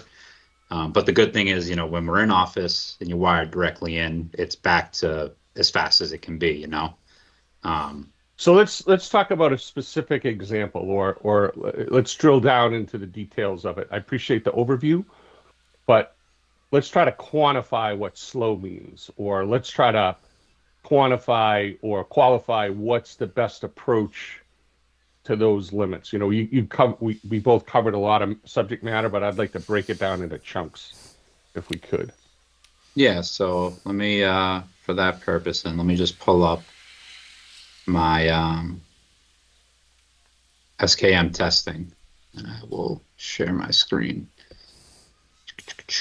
Window. Go. So this is what I put together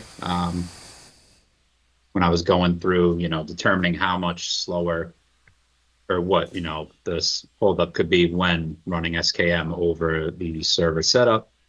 And I just gave quick descriptions of how we were working before and how we work now, which I don't think I really have to go over. I believe we both, all of us are familiar with, how we worked before and how I was working now. So for starters, at office, you can see in all these tests, all the at office tests between, on the right side, you have building 27, which is about 500 buses. You can see that, in office very clearly is much faster compared to, even opening the project at home took a minute and a half.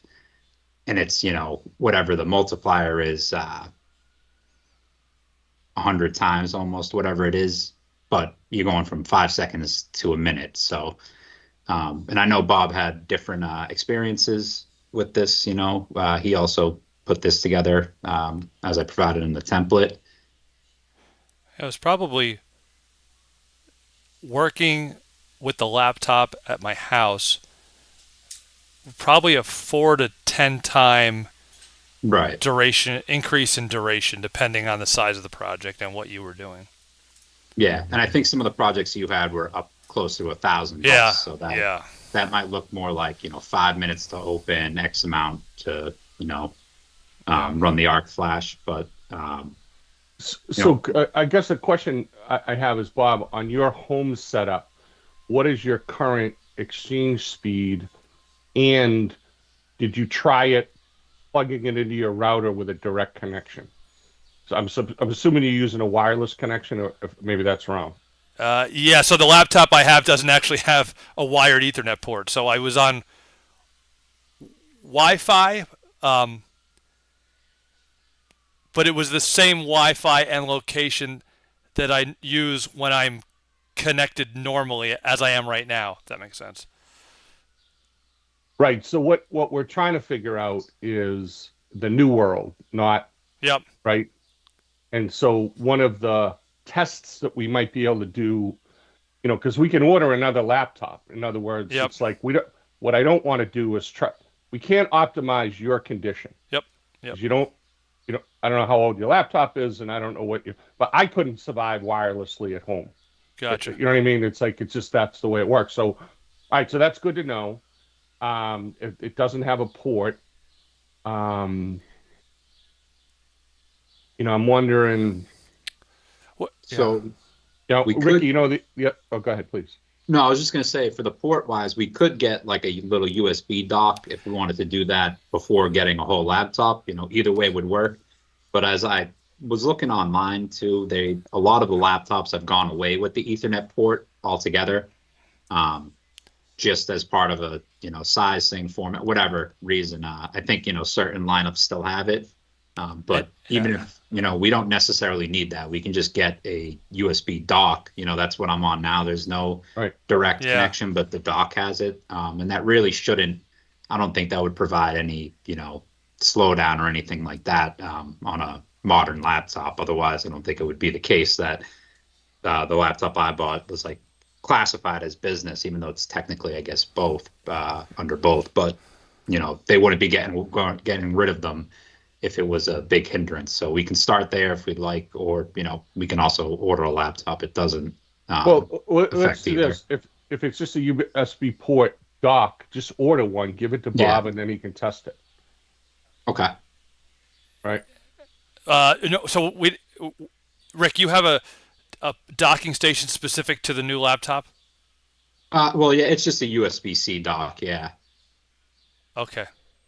Yeah, so that it plugs. Yeah, it has 2 HDMI, 2 USB, and an Ethernet. And they all have some configuration of that. Whatever you really need, you can find nowadays, obviously. Yeah. Okay. So how hard is it to connect to the Ethernet?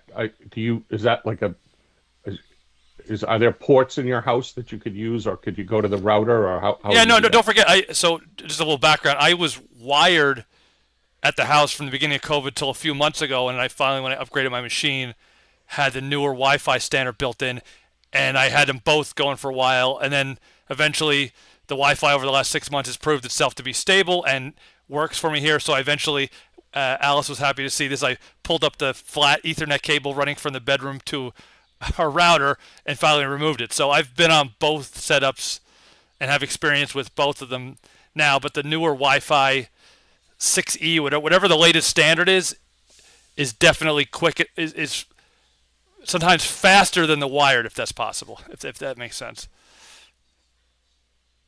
But that's only to my house here. I can't. Yeah, and that's also in the current setup. Not. Obviously, the new setup is a different operation that clearly might affect that. Right, because we're doing it differently. Yeah, we're not. Yeah, we're serving everything over the VPN as opposed to just serving up the kind of display and keyboard and mouse. Right, because obviously the goal is to get rid of. We don't want two sets of equipment, right? Right. That's the whole goal. But so what we have to do is try to optimize for home use the best we can with the best technology we have. Right. Right. That's like the exercise, and that's going to be true for everybody, right? So, that's the if I may, goal at hand. I completely appreciate that. It just, and Rick, sounds like there's VPN acceleration software options that are a possibility. I think it's more just settings internal to the VPN and firewall itself. So when I was looking on the Sonic Wall site, they have a whole knowledge base section, and there's a bunch of, based on our current setup, if we're checking every single packet for every single security feature. Oh, I see. Okay, yep. That'll slow it. They even like I mentioned that, like, hey, that'll slow it down. So if you go and try disabling these, but to get on to, I can log on to not the actual Sonic Wall. There's a portal I can log on to, but then to get actually on the firewall, you have to be wired in here and then pop in the IP address of it to get on. So I was going to look into that today, but that's also something I'm not so familiar with that I like. I like having Joe not fully do it, but at least, I like to build my knowledge of it and then say, hey, Joe, take a look at exactly this to get them a little more directed. I'll say this, and this is just my experience, Brian, is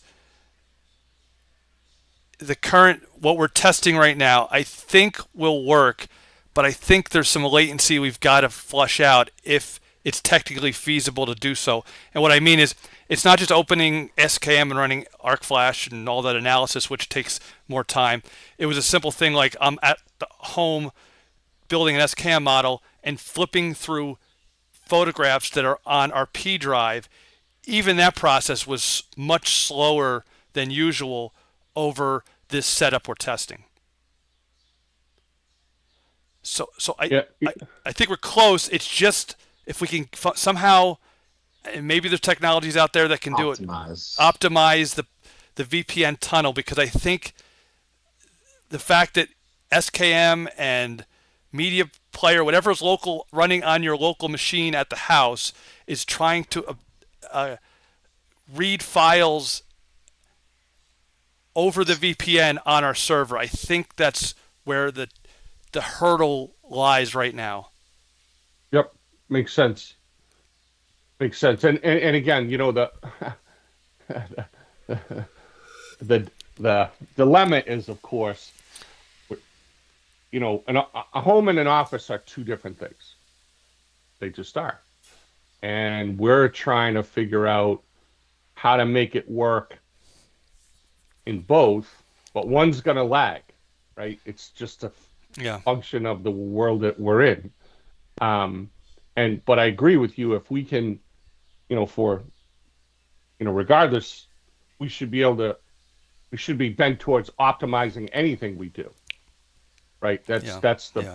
So if we can learn that along the way and, squeeze Joe or get him to do some research and see if we can get to a reasonable performance level of performance. Yeah, exactly. And then it's habits, then you say, okay, if I have to approach it a little bit differently, so I can't have everything open like I'm at the office, well, maybe that's okay too. Yeah. Maybe putting things on the C drive or your own hard drive. Yeah. And then dumping it back, because And that comes into, the next discussion, and not to commingle with this, but the concept of SharePoint and us having files on the cloud. I mean, that naturally, this conversation could lead to that. I'm not saying it needs to right now because we're trying to cook too many things around the burners right now, but I wonder if that's a foray into us using cloud storage in lieu of files locally at 929 Worcester Road.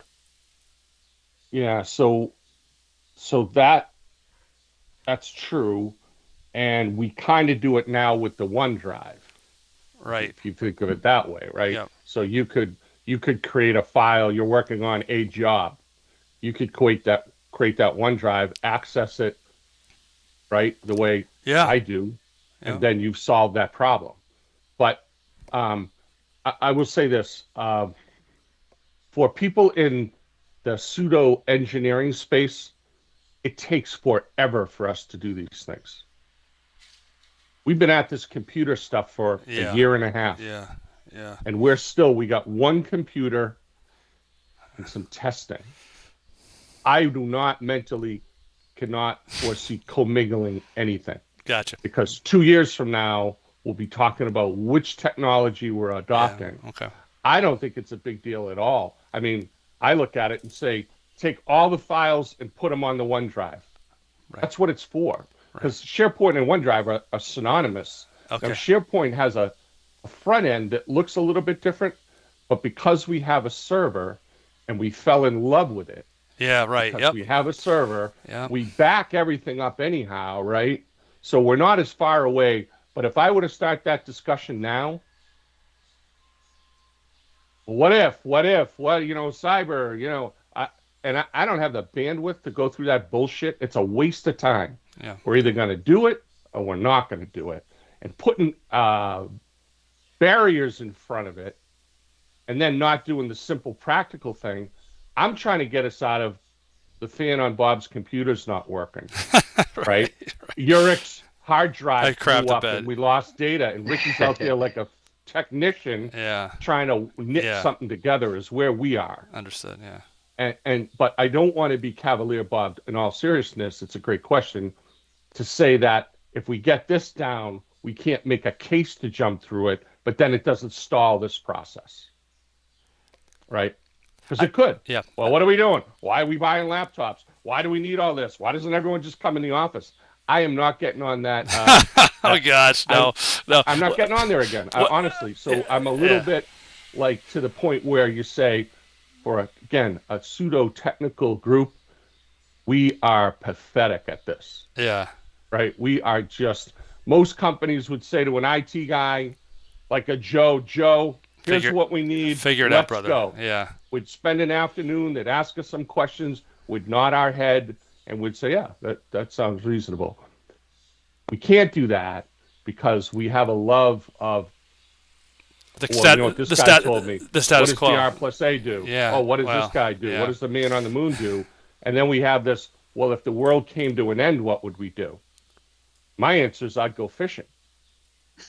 Maybe I'd catch a fish before the world ended. So again, here's what I'll say. Let's get this down. Let's see what we can optimize it and then live with it and then get everyone on it, right? Yeah. Here's what we're going to do. And then I think once that chapter is closed, then we can say, what is the difference between the OneDrive we have right now, where there's a lot of files on there? Oh, okay, yeah. Luis works totally on the that, OneDrive. yeah. So what's the difference between that and taking the P drive, putting it over there? Even this, Brian, as you're talking, I'm thinking about, let's take any job. There's very infrequently where both Rick and I are working on the same project at the same time.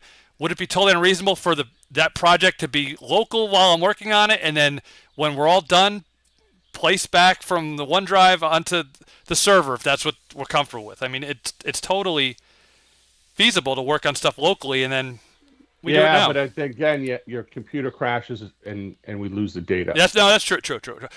Yeah. But a OneDrive does the same thing. Yeah. Like Rick and I are working together on UMass. Yeah. It is not in the P drive folders that we have. It's on the OneDrive. Gotcha. Right. He accesses it. I access it. Perfect. Someone from the outside. It's a okay. it's a doable thing. I didn't know that I knew Luis was on it, but I didn't realize others are working in that capacity. So that's even more of a let's go. Let me. The only thing with that though is no one's working SKM over the OneDrive. That's okay. That's all right. Well, yeah. But as far as files go, it's the same. I think if I play that back, I think what Bob is saying is if I isolate all my other functions of accessing files and photos and cruising through that process of that while I'm running SKM through the system we have, it may be more tolerable. Yeah. Does that make sense? Yep. Rick, you had a look. No, I was like nodding. Yeah. Okay. Could I propose this? because I understand what you're saying, Brian. We've been at this a while. It feels like we're in glue right now. Why don't we order a second laptop or the docking station or whatever, and let me have it go at it and try and work full time off it and build a history or just some prove it out that just be, in addition to what Rick's doing remotely, that we got 2 guys on this setup. It works well with these little caveats, and maybe at that same time, Rick and I can figure out some of the VPN optimization things that are out there. Because at the end of the day, we can't be the only small business trying to skin this cat. It's not possible. Yeah, the hard thing is we don't have a lot of companies that use SKM. I see. Yeah, that's true. Yeah. And they are antiquated. Yes. And every time, and we scared a few legitimate service providers off in the IT world. Yeah. Because as soon as they learned what SKM was, then called SKM for some advice, one guy never just wouldn't call us back. That's right. That's but right. Here's what I'll say, Bob. I think that's a reasonable thing. What I don't want, though, Rick's done a lot of work on this. Yep. He's learned a lot. I don't want you to start from scratch. I want you to work with him. Yep. Let him say, here's what I already learned. Don't try to go down that path. Because, again, we're taking people off the line, off of productive work to do this. So we don't want to make it. Yeah. And I know you're savvy, Bob. It's not a. No, understood. No, it's it's a resource thing, too. We just don't have not enough hours in the day to be billable and be not tied down with this, but focused on this. So what I did last time was actually, Brian, I killed 2 birds with 1 stone.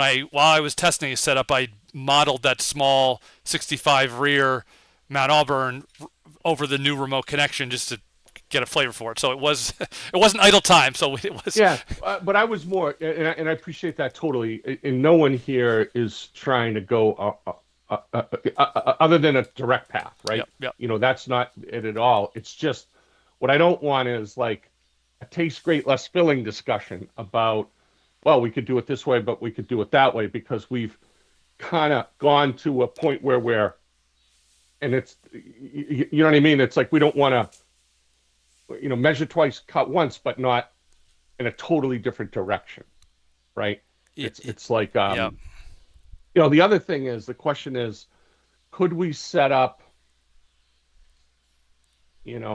like somewhere that's not at your house, that's like, I don't know how we do it. Like a public Wi-Fi or something like that? Or? Yeah, something like that. It's always a speed issue, but it's like if you sat together, you're at the public library and you sat together and said, okay, let's try this, let's try that, what happened, type of thing. Because then you're getting real time. Yep. Rick's performance versus yours. You know what I mean? Yeah. Another way to do that, and I used to do this on job sites a lot, and I've done it recently when I didn't have Wi-Fi, is just turning your phone into a mobile hotspot just briefly. Basically emulates what you're going to get at Starbucks or the hospital in terms of connectivity. So basically, you're using the cellular network to create a Wi-Fi spot anywhere. And that's a good test too, because that scenario definitely used to happen to me a lot when I was in the field more. It's like, can't get on the Wi-Fi, the password's locked, or all the things are locked down, but I need these files. Before phones had that hotspot, we used to have the little, Brian, you remember these, the Verizon used to have the little MiFi or whatever it was. Yeah. Gosh, it was really expensive per month, but it gave you 2G at the time connectivity kind of anywhere you were in Verizon's network, which was really a game changer for some of us, And comparable to a wired connection from your router at home or any other business, is what you're saying. Yeah. Going to a public place and just trying public Wi-Fi, but also what I just said, the scenario where you're just sitting there, and anywhere you could be in your house, but using your phone's hotspot could replicate what you would see if you weren't at your house. Can we do that in the office and go through the guests? No, because you'd lose the latency that's introduced by the communication link. Yeah. But you see what I'm saying? The goal would be, instead of doing an independent, I'm at my house on this, and Rick, you're on here, and then what happened? If we were in the IT business, we'd do it all in the desktop, right Like we'd have 3 machines running at once, and we'd try to figure out which one, which one's performing better and why. I think is what we're trying to figure out. Yeah. What are we trying to get with that though? A minimum baseline type thing? Correct. Is there a difference between Bob's house and his setup versus your house and your setup? And what you got, Rick, is optimized to, I think, as best you can for yours. And we're just trying to figure out the difference. Yeah. Okay. And I'm saying with another laptop, right? So get another laptop, get all that stuff, because part of this is we're going to do it again with Jeff. And then he's going to have his opinion. And then Yurik's going to say, I can't use that. I need Splash Top because it doesn't work. And then Keith is eventually going to get wired in. We'll get him a new laptop because his is older. And then he's going to be saying, why don't we do it this way? And call Joe on Tuesday, right? Yeah, so what we're trying to do is learn enough to be confident to say, no, we've been there, right? We've been there. So I don't want to rush it. But we got to have an action plan that yields us something. And this yielded us something. What you did right now, Rick, yielded us something because we're on this phone. Yeah. Right? We're talking about this matter and we're trying to solve it. It's almost like you almost could go to Superior Controls and say, hey, can we have two wired connections from your I that would probably give them a heart attack, but that's like say like public Wi-Fi, right? Yeah. I don't know what the local libraries do these days. If it's slow as a dog, I don't know that. Yeah, it depends. Usually it's slower, but that would replicate being at your home with a less than ideal. Not everyone has gigabit Ethernet or whatever, or the latest and greatest connectivity. And then the question is, if that's what we got to do, that's what we got to do. In other words, it's like, you know what I mean? I will tell you this. Keith's eyes gloss over every time I tell him we're trying to make something work for everyone to work at home. His answer is 100%. We got an office, we got air conditioning, we got heat. Before COVID, blah, blah, blah. And I'll just say, well, we're never going back. So, but that's real to him. That's real to him. I would interject it. Yeah, but I don't have 100 hour and 50 minutes of travel round trip for the day, and even you more, Brian. So it's like there's things in the equation now that I guess we're always there, but it's not real. Yeah, it's a reaction. You're not comparing apples to apples. Yeah. Well, it's a reaction, Yeah, and it's like people's philosophy. You're not going to change it. So what I say is, I understand what you just said, but that doesn't dictate what we're going to do, and we're going to try to solve it. So again, we're going to try to optimize it, but it's not going to be the same as sitting next to the server. I can tell you that. And then it's a matter of what's the best workaround. That's a good way.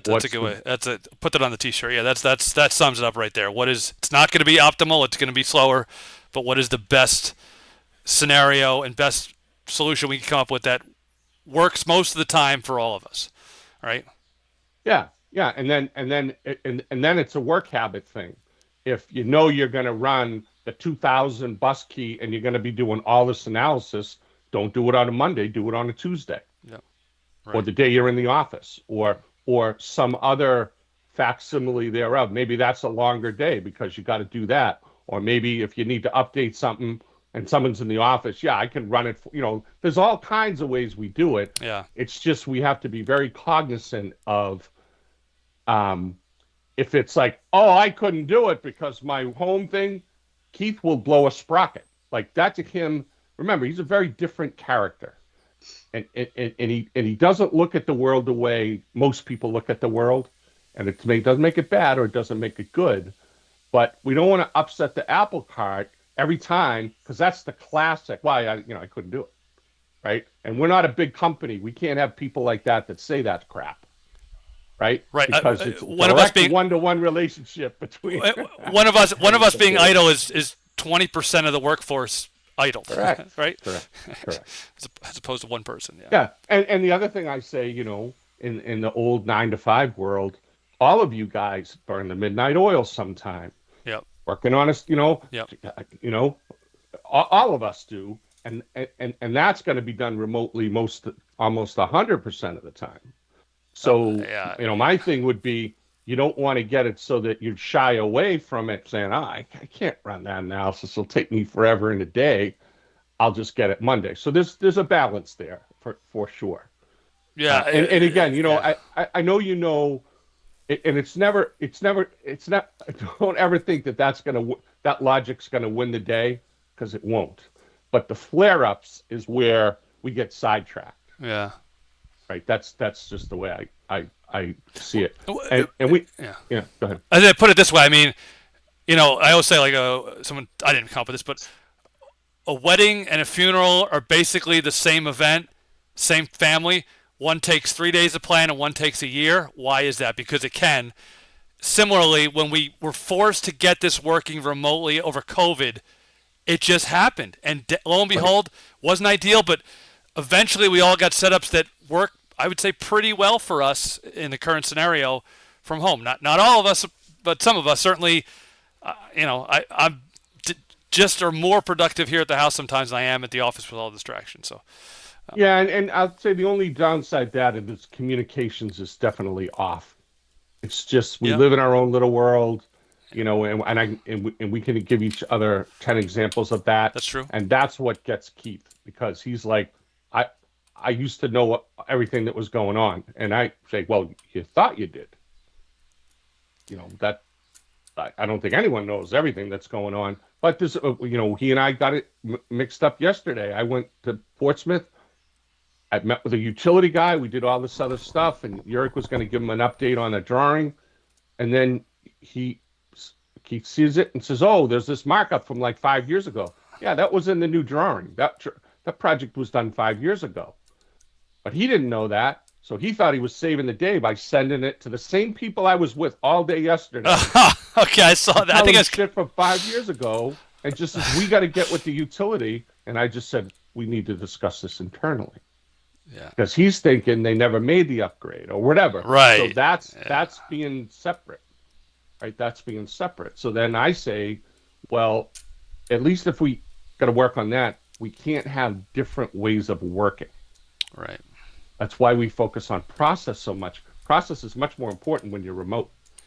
Yes. Because if someone picks up your work or they see a report and they don't know how it was put together, then they can't ask necessarily. They're not going to call you on the phone, right? It's different. So we've successfully migrated through most of that. I don't want it to be because of computer. I don't want to hear, oh, I couldn't work yesterday. The thing didn't work. Yeah. Right? Because we're not blaming old Darren, right? We're blaming ourselves. Yeah. We agreed to this one. We're doing this. Right, wrong, or indifferent. We're doing it. Yeah. You know, I think about we went from Splashtop to VPN. It's not as complicated as this, but it's a similar, it's in the same arena of problems, right? I mean, Rick, you basically had to benchmark it and sort of set it all up, and then you sent out instructions. And except for Yurik, slowly but surely, we all moved out of the VPN. This is kind of like that, but maybe a 2 or 3x time complexity in terms of what we're trying to do.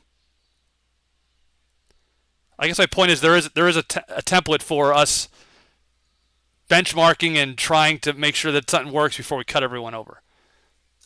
Yeah, I mean, yeah, there always is that benchmark.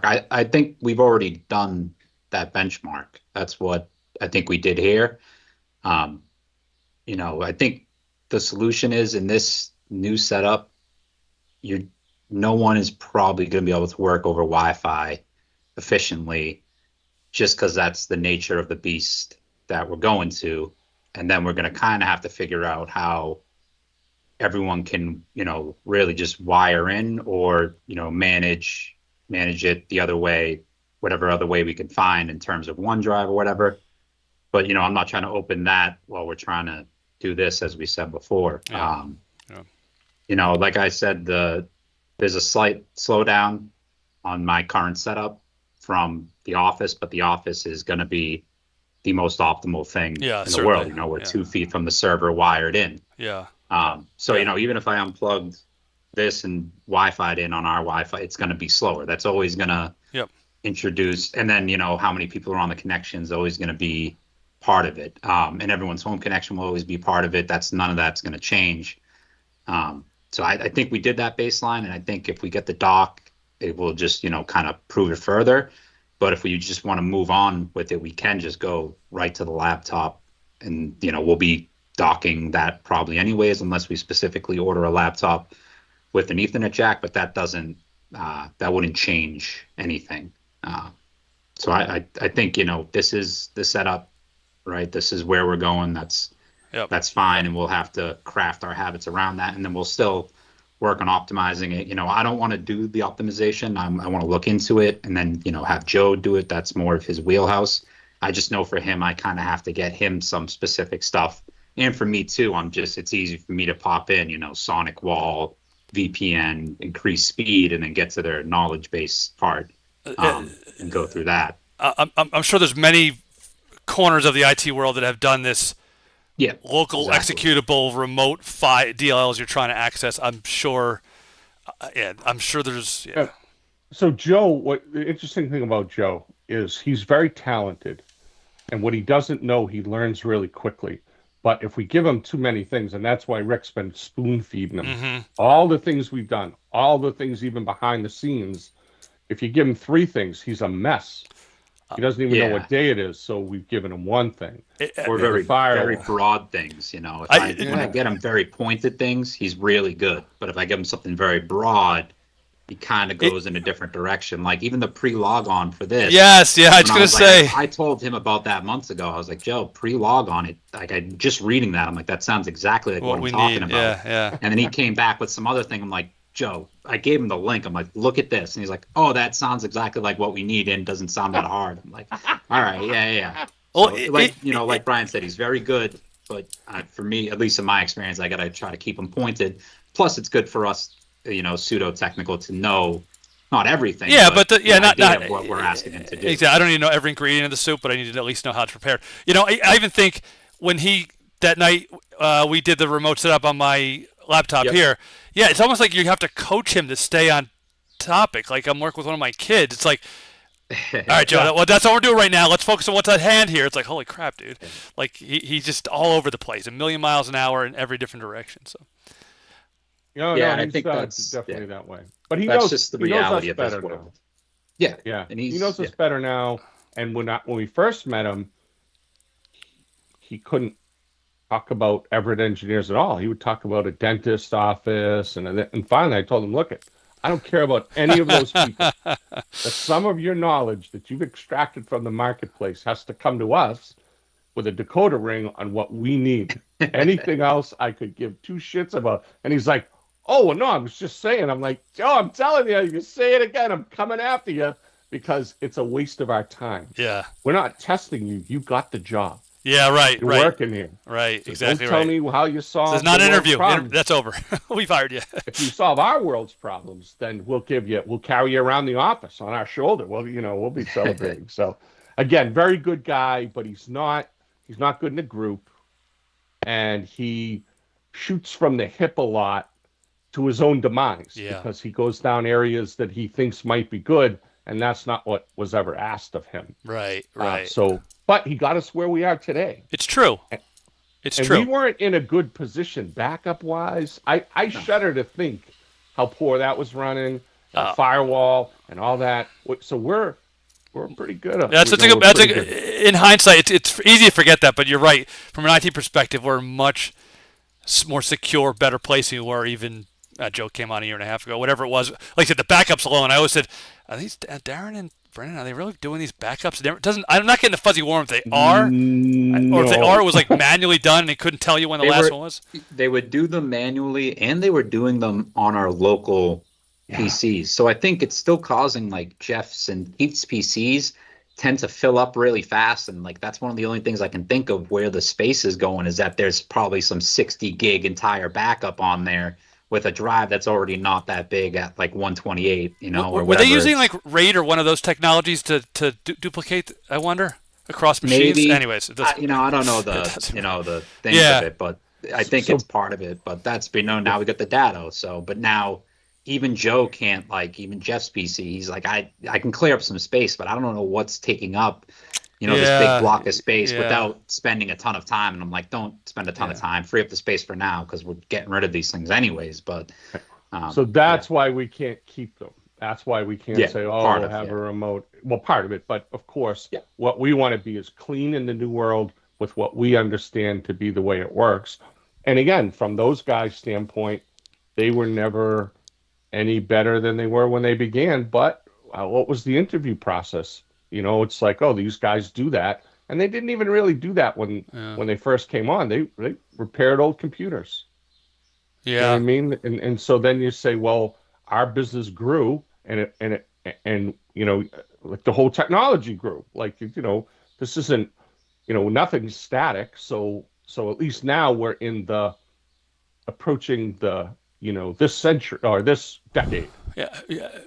And this is down the road, but just thinking about, if we have employees that retire to Florida and still want to work for us part-time, having a laptop you ship them and here you go versus you got a machine locally in Framingham, that would be bonkers. That would just not work. Yeah. So we made accommodations for everybody that's here, right? So we have this, different hybrid of solutions for everyone, but that's hard to support. Yeah, no, it is. Yeah.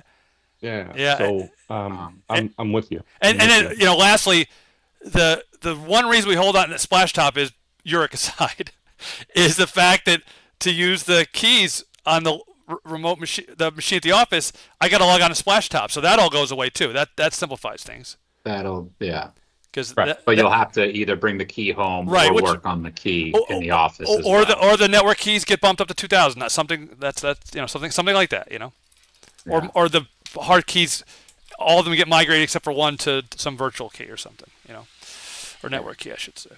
And that's and that's all in the possible world. But again, for us, we got 10 equations and 11 variables. So we want to limit it so that when we make those decisions, we're at 3 equations, right?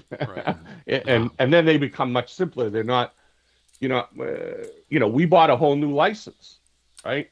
Because we needed another one. So it's not like we won't spend the money. It's just in this particular area. And Rick, you said it, we want to know enough. I don't know that we're not the best IT people to work with, because we know some, and everyone has a different version of what they know. And then from the outside, the providers, like we actually interviewed a whole company. And they provide all that services, but they wanted like crazy money. $2,000 a month. And that guy I sat through that sales pitch. He just wanted to get that pitch out. He was not. It gave the appearance initially of like focused. Oh, this is for Everett engineers. No, it's not. This is like him just spewing out all this stuff.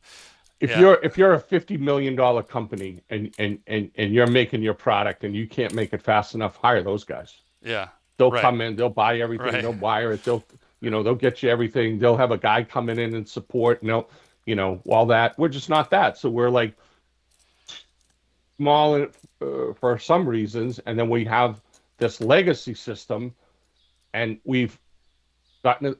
We're getting close to getting out of that legacy system. And again, I say it takes too long, but that is not a criticism of anyone here. That's just it's a recognition, and it's really a management recognition that we're not given clear direction and making decisions fast enough. And that's Keith and I. That's 100% us.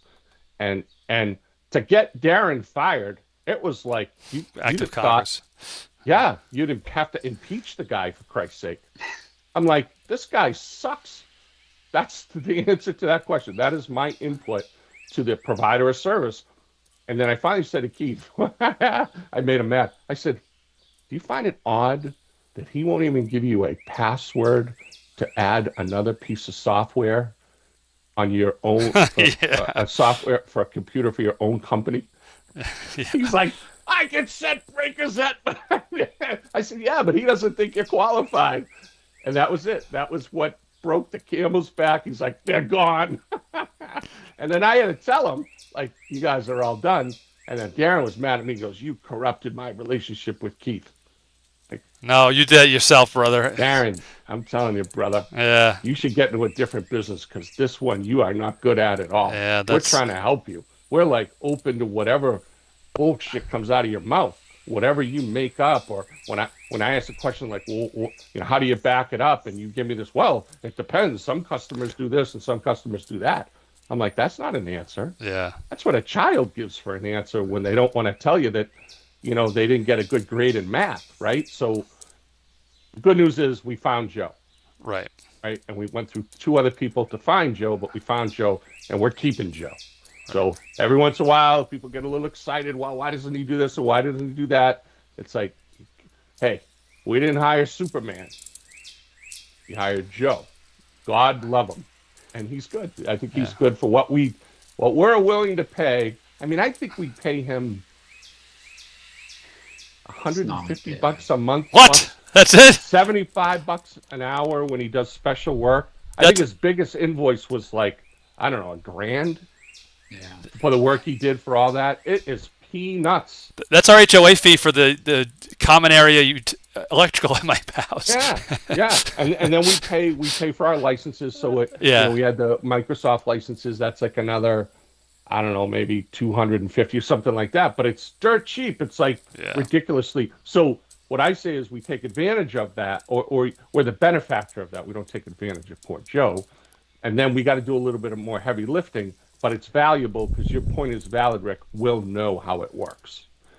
We will never again be at a loss for at the mercy of you know, this computer's not working and Lisa's computer was set up differently and why does Jeff's computer not do X and Y and Z and we don't need that. Yeah. No. And I don't mean to say, you know, I need to know every detail. I just meant I need to know what I need to give to Joe to get him. Yeah. You know, where we're looking. I don't need to do the details, or I don't need to know every single detail. I need to know enough to get him aligned with what we're looking at, you know. It's like SKM. It's like our power system studies. You get with Jason, you're the expert. You tell them what you need to know. They need to know enough to know what to give you that's of value. And in the end, when they get what they get, they'll understand what that is. That's all. Yeah, I agree with that. Yeah. And the other thing too is, like we talked, Joe is not, or no one is really that familiar with SKM. So that's the other thing where we kind of have to not spoon feed, but you know, you got to get him up to speed on it, and he's learning and he's been in touch with them, but you know, he's not in SKM. So he just, you know, I say some things to him. I'm like, oh yeah, I forget that he doesn't, you know, work in this software. So, but that's all. Yeah. And who knows, you know, SKM is due for a major refresh, in my opinion, in terms of how the software is built. So you wonder, fast forward a couple years from now, whether SKM becomes a easier software vendor to deal with than it is now. Or they get bought by someone who wants to inject a ton of money into them, and before you know it, they get a facelift, and then we're off and running. I agree with that totally. Yeah. You know, so again, from my standpoint, it's like the tools we have work for us. We're going to improve those tools. We want to make sure that we don't handcuff somebody, but part of it's work habits and part of it's getting wired in and part of it's optimizing, and that's as good as it gets, and it's a hell of a lot better than it was. Right? It just and then if there's a real dilemma, we'll solve that dilemma. Right? If all of a sudden, you know, I don't know what it is. If we need, I don't know what it would be, but no, you know, we don't.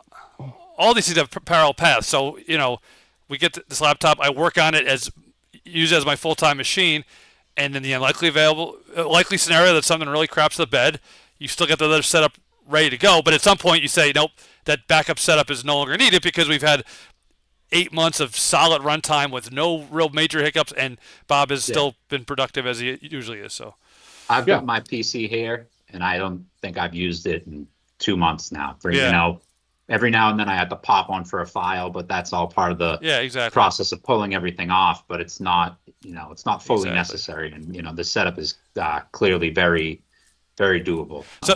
So getting me a laptop and getting me on the same setup you are, Rick, I think, like I said, we can do some benchmarking between the two setups, but also it gives us more historical runtime of the setup that proves it out. It's proving itself out basically more and more the more we use it. Yeah, me just saying it is just, one person saying it. Getting another person in it, that has a technical savvy and can, it'll I think that'll really proof it out, and then we'll expand it from there. It's as easy, not as easy as that. Easy said as that, but yeah.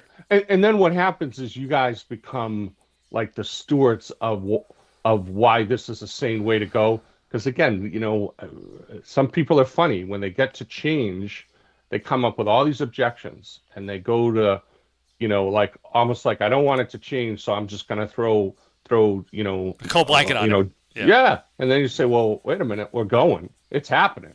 It's a question of all the things we have to solve. This isn't really a hard one to solve.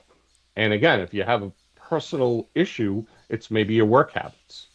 Maybe you're going to have to modify the way you do what you do. And I doubt that'll be the case, because I usually, again, I not to date myself, or you all guys had, Bob, I'm sure you had laptops when they first came out, that when you were remote, it was like a slow boat to China. Yeah, even in the early 2000s, when I was doing work at those General Motors plants, you had dial up in the hotel, and the net zero, whatever it was. It was basically just to get emails on. You weren't downloading files; you were just connecting with the office, basically, because you didn't have email on your phone, right?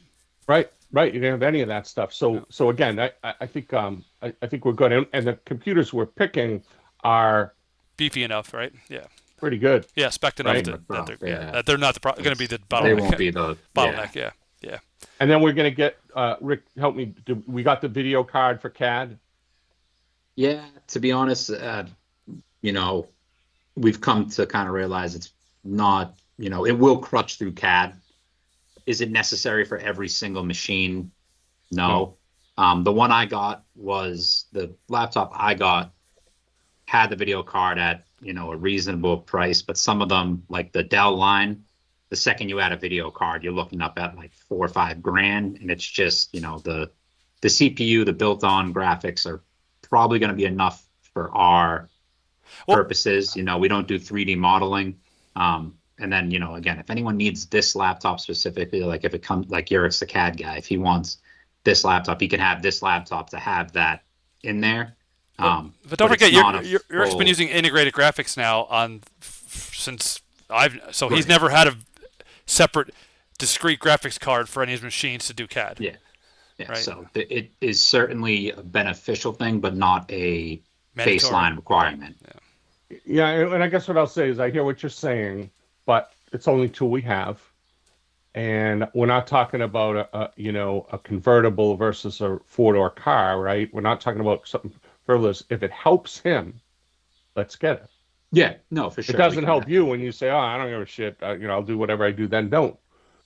And anyone else, I don't think they need it. But I heard about that a lot. So if we're gonna discard something, let's just do it mindfully. Yep. Because we don't want to double back once we say, okay, for the regular Joe, here's your laptop. For someone who's CAD, heavy, here's your laptop, and that's it. It's an A and a B. No one has to know what's inside. Like Bob says, we don't have to know what goes in the soup. But that's it. That was the only other piece. Because again, honestly, when people take the lead in a company to do something, it's a double-edged sword. You either get these guys got it, and I'm not going to ask 1,000 questions. Now, if someone asks 1,000 questions, I'm going to intervene and just say, we're not asking you that. we're telling you that decision's been made because we have to go forward. But the fact that there's two of you will be helpful, right? It'll just be helpful to say, no, we looked at that. Rick, you're in the office right now on the new machine? Yeah. Okay, so I was going to ask, so we've tried over Teams, obviously we have. Good, we're doing it right now. Okay. Yeah. Good, that's good to know. Okay. All that stuff, the only issues with Teams is Teams itself, well documented. Not specific to any machine, it's Teams. For you. But say it again, you've been working with this. Yeah, Right. yeah, I've been on this. You know, I have less Teams calls than you know, you two for sure. But every call I've been on, you know, I haven't had any issues along that or any issues along the lines of you know, slowdowns based on the PC. The only slowdown evident is when the stuff has to go back and forth from the server through the VPN. And even that, you know, like we looked at, it's really not, or in my case, was not prohibitive. You know, ridiculously slow to the point of I can't do something because of it. Yeah. All right. You know. So you'll get a laptop order from me and the docking station or whatever that technology you're using for docking for monitors and wired Ethernet, right? Yep. Yeah. Okay. Yeah. Whatever we. Yeah. Yep. Yeah. I'll look for a laptop that has a port, but you know, I'll figure it out and then And well, let's just say this. I guess the question would be: is it better just to, because we want to standardize too. So if the setup you have with the USB port, make that the standard. Yeah. Right. Okay. Well, yeah, the dock was going to have to be required probably anyways for dual Yeah. monitor support. And then yeah, you can just have it can be standard and it won't be, you know, even if you weren't to use it, it wouldn't be a hindrance. It wouldn't be a subtract, you know. If you want to I monitor, thought what you said is you were going to buy a laptop with an Ethernet port. I thought that's what you just said. Yeah, I mean, I wasn't going to buy the exact same laptop. You know, I don't think this laptop is actually technically available anymore, or as I don't know, because when I got it, it was like a sale thing, and I haven't seen it on Lenovo again. But you know, Lenovo makes the same type of product. Again, just not the exact same thing. So you talk about getting a laptop in the same series, maybe not the exact same part. Yeah, there you go. That's what I'm saying. What we don't want is unique one that says, "Oh, this one's like this and that one's like that." No. Yeah. Okay, that makes sense. Yeah, because they're going to evolve. If we buy one 2 years from now, it's going to be 6 months from now. Same thing. Yeah. So then, and then All right. So what's the lead time for that? Couple of weeks? This one specifically was weird because it got delayed, so I think it did end up taking a month to get here.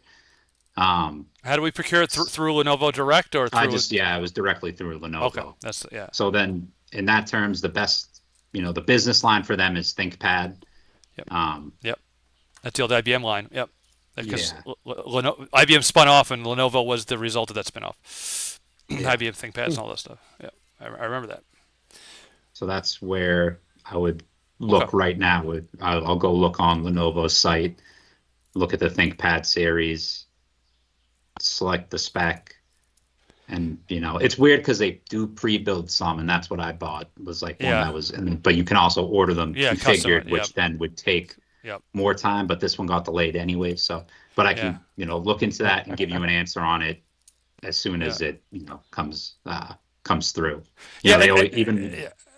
So we used to buy a lot of Dell workstations for clients at wastewater treatment plants at the old place, and I remember, oh man, the client, the consumer side is so much cheaper, but it's like the support's not there and all the licensing isn't there. So it's like, yeah, your business making money off this, we're going to charge you more, but you're going to get more for it because the average consumer is not going to pay for North American-based support for 12 months rolled into the price of it because no one would ever buy it, right? So where enterprise, they're more they just want, it has to work. So regardless of the cost, right? It's got to be, it's trading of uptime for cost, basically. That's the trade-off. So perfect. Great. Perfect.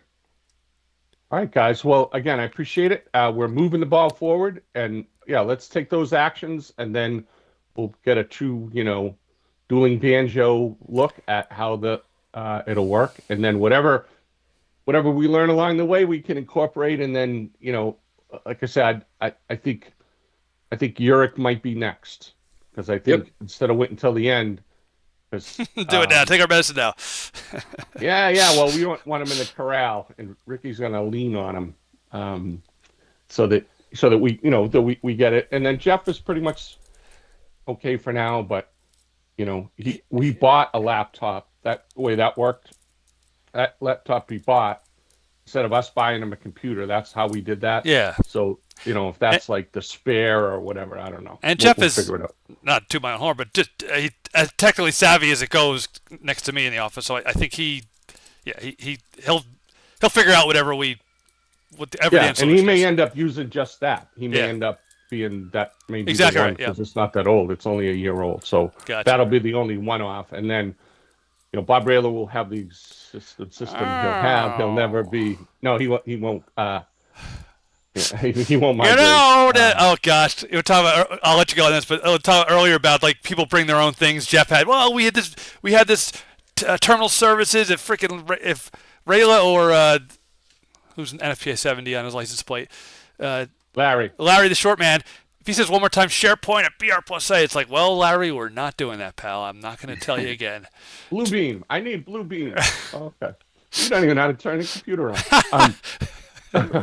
Right. Two things for you, Bob. Yeah. One is, and Rick, you can either listen to this or you can get on with the rest of your life. I'm going to talk about Fidelity for a bit. Yeah. Okay. No worries. I am going to jump off, but I'll work on getting that all ordered up, and then I'll let you know. You'll loop you guys in on the email or whatever it is. All right, Rick, you're doing a good job on all this. I know it's not it's a challenging task, but you're up for it. So. Thanks, guys. Appreciate it. Have a good one. Okay. You too. See you. See you. So I had a call today with the guys from Eaton, from the services group. So Andrew Fernandez, and a guy named Michael King, and Brendan Alexander and me. We actually have an order for $25,000 for Bird Dog and help them do it. Good. So one of the things that I said to them is, because of course they're coming in like, well, that group over there, and I'm like, hey guys, it's Eaton Corporation. Nope. You go over there. Yeah. And you talk to them. And I said, and I did it politely. I'll summarize for you.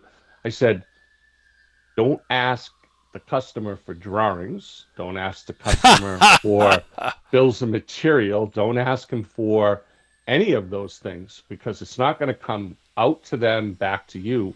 So wander on over and talk to those guys. And first of all, there's supposed to be some additional training. Find out what they're planning on doing, because now that you're going to be contracted for this over time, like years, you're going to that. You don't want them to say something that you have to unsay. Untrain. Yes, there you go. Unsay. Yeah. And then I said, but make it part of your proposal. It's pre-work, so it's not just the on-site and do the math or whatever. So they were cool about that. One of the things is this guy's going to be in town on June 17th, which is a Tuesday. Yep. He's up in Maine doing some training, but he's going to meet with Brendan, probably meet with John Doherty. Walk the site. He's never been, so I said, it's probably worth having it. And he had some great ideas. They can bring a mobile section with breakers in it on wheels. Oh, there you go. All that stuff. So Brendan was like, we got to do all that stuff. They can send them to Pittsburgh. They're probably going to send maybe 3 or 4 guys out there. Perfect. Do like a week's worth of training. So we're off and running. So I wanted to tell you that, because if it comes up, I said to Brendan, I said, now remember, you're in both worlds. You're in the new world and in the old world. And of course, he's like, I'm not in the old world. I'm only in the new world. I said, yeah, but you have to be the one that puts them together and make your team know that you got something coming. Yeah. So when these guys show up, you don't think they're from the construction side. Right. Right. You can't ask a trainer, what about this and this and this? So all good. And then the other thing I said, well, what are you going to use to understand the system? Because gear, and you're going to say, oh, this is medium voltage gear and it's got these breakers. But if you don't know the rest of it, how are you going to train an operator? Because it's not one single lineup. It's there's a lot of pieces of equipment out there we're talking about today. Yep, absolutely. A lot of things got to integrate. So what I thought was, I'm going to send them, but I just need to know the pathway. I'm going to send them the PowerPoint of the system layout that you developed way back when. And I don't know the condition of it. I don't know what's changed and I'm not necessarily worried about that. But even when you do a walkthrough, to understand the system, you're either going to look at a whole bunch of drawings or you're going to look at some snapshot. We got our foam, Brian. What's that? The foam in the office is exactly the one line of the site. Exactly right. So that's what I'm saying. Yeah. I want to send that to him. Okay. I want to send him the electronic Version of what's in the office. Yeah. That foam one should be part of their training. Like, we didn't do it for us. Right.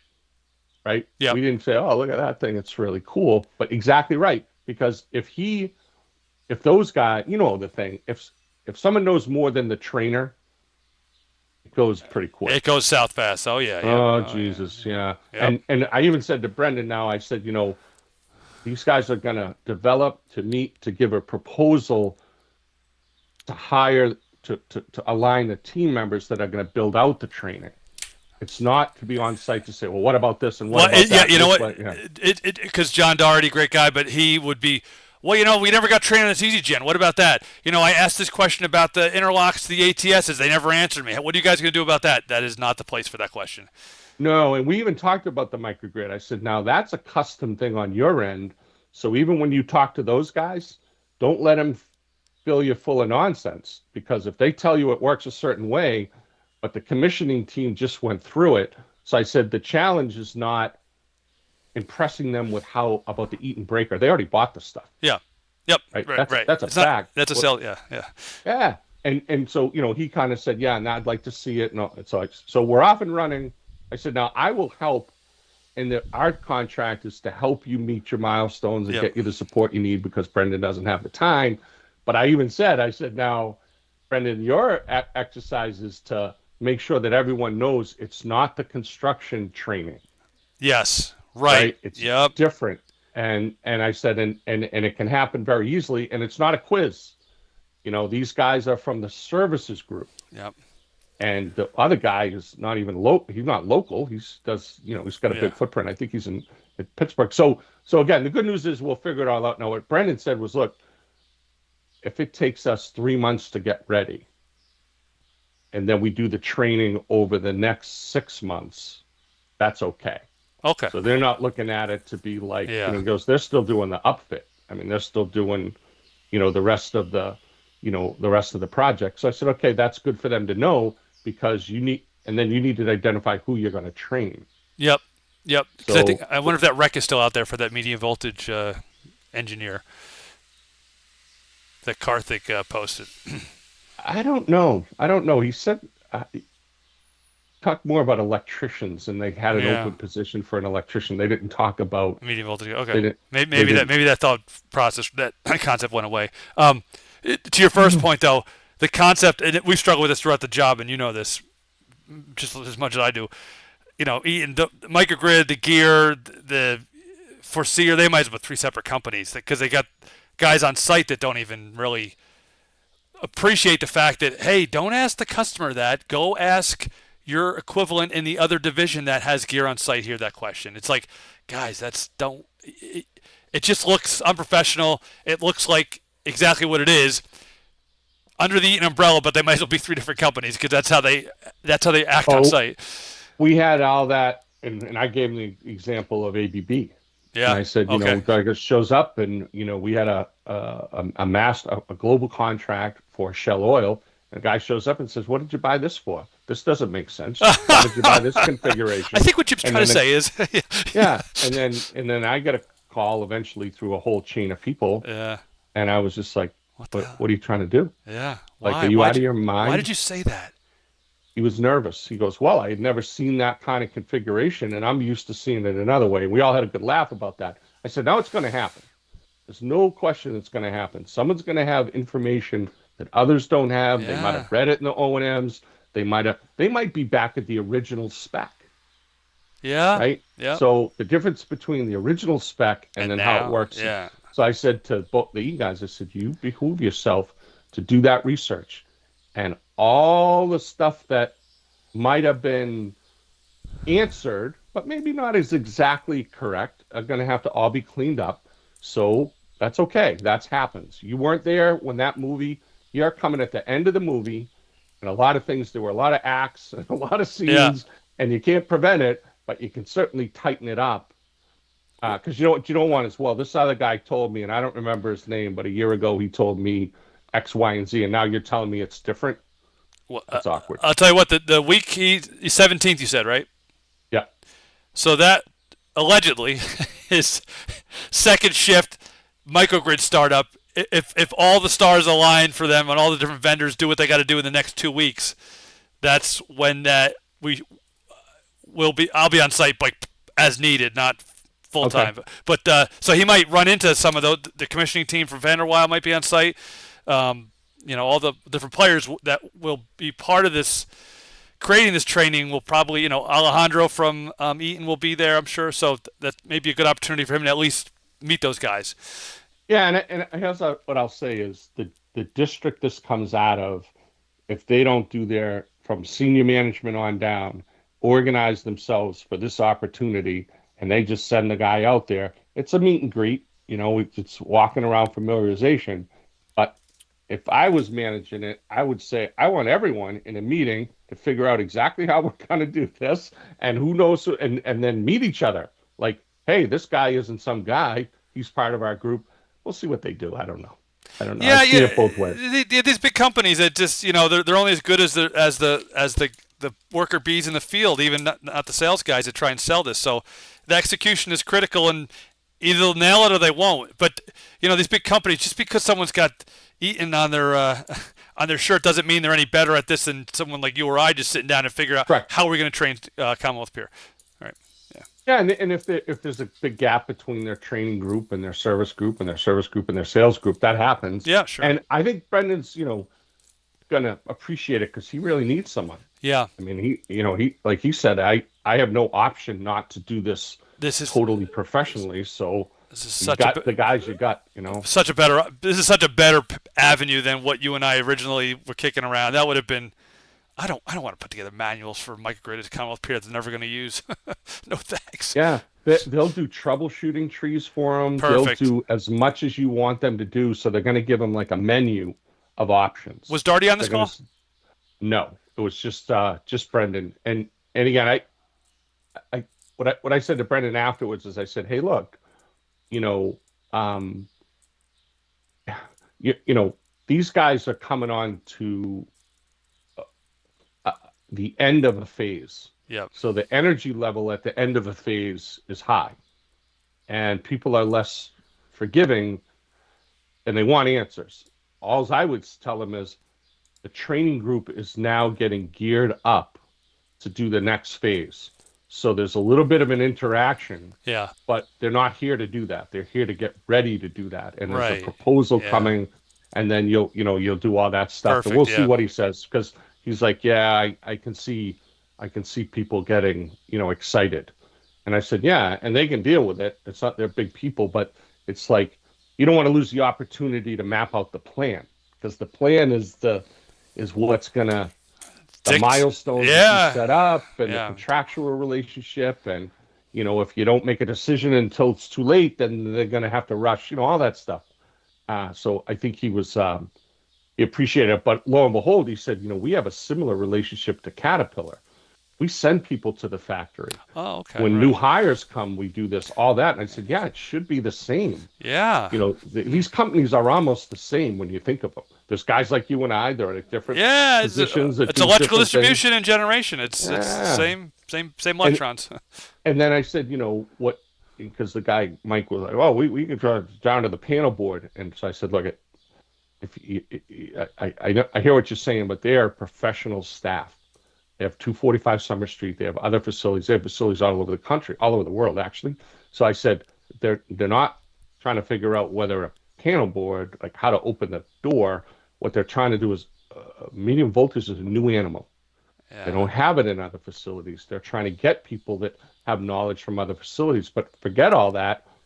It's new. So they want to know that they at least have a competent level of people that won't get hurt and won't do something crazy. The 10 million UL 67 panel boards they have all over their 208 120 volt panel boards they have all over their offices all over the world. No one needs to have training on that. Yeah, that's not what we're here for. That's not what we're here for.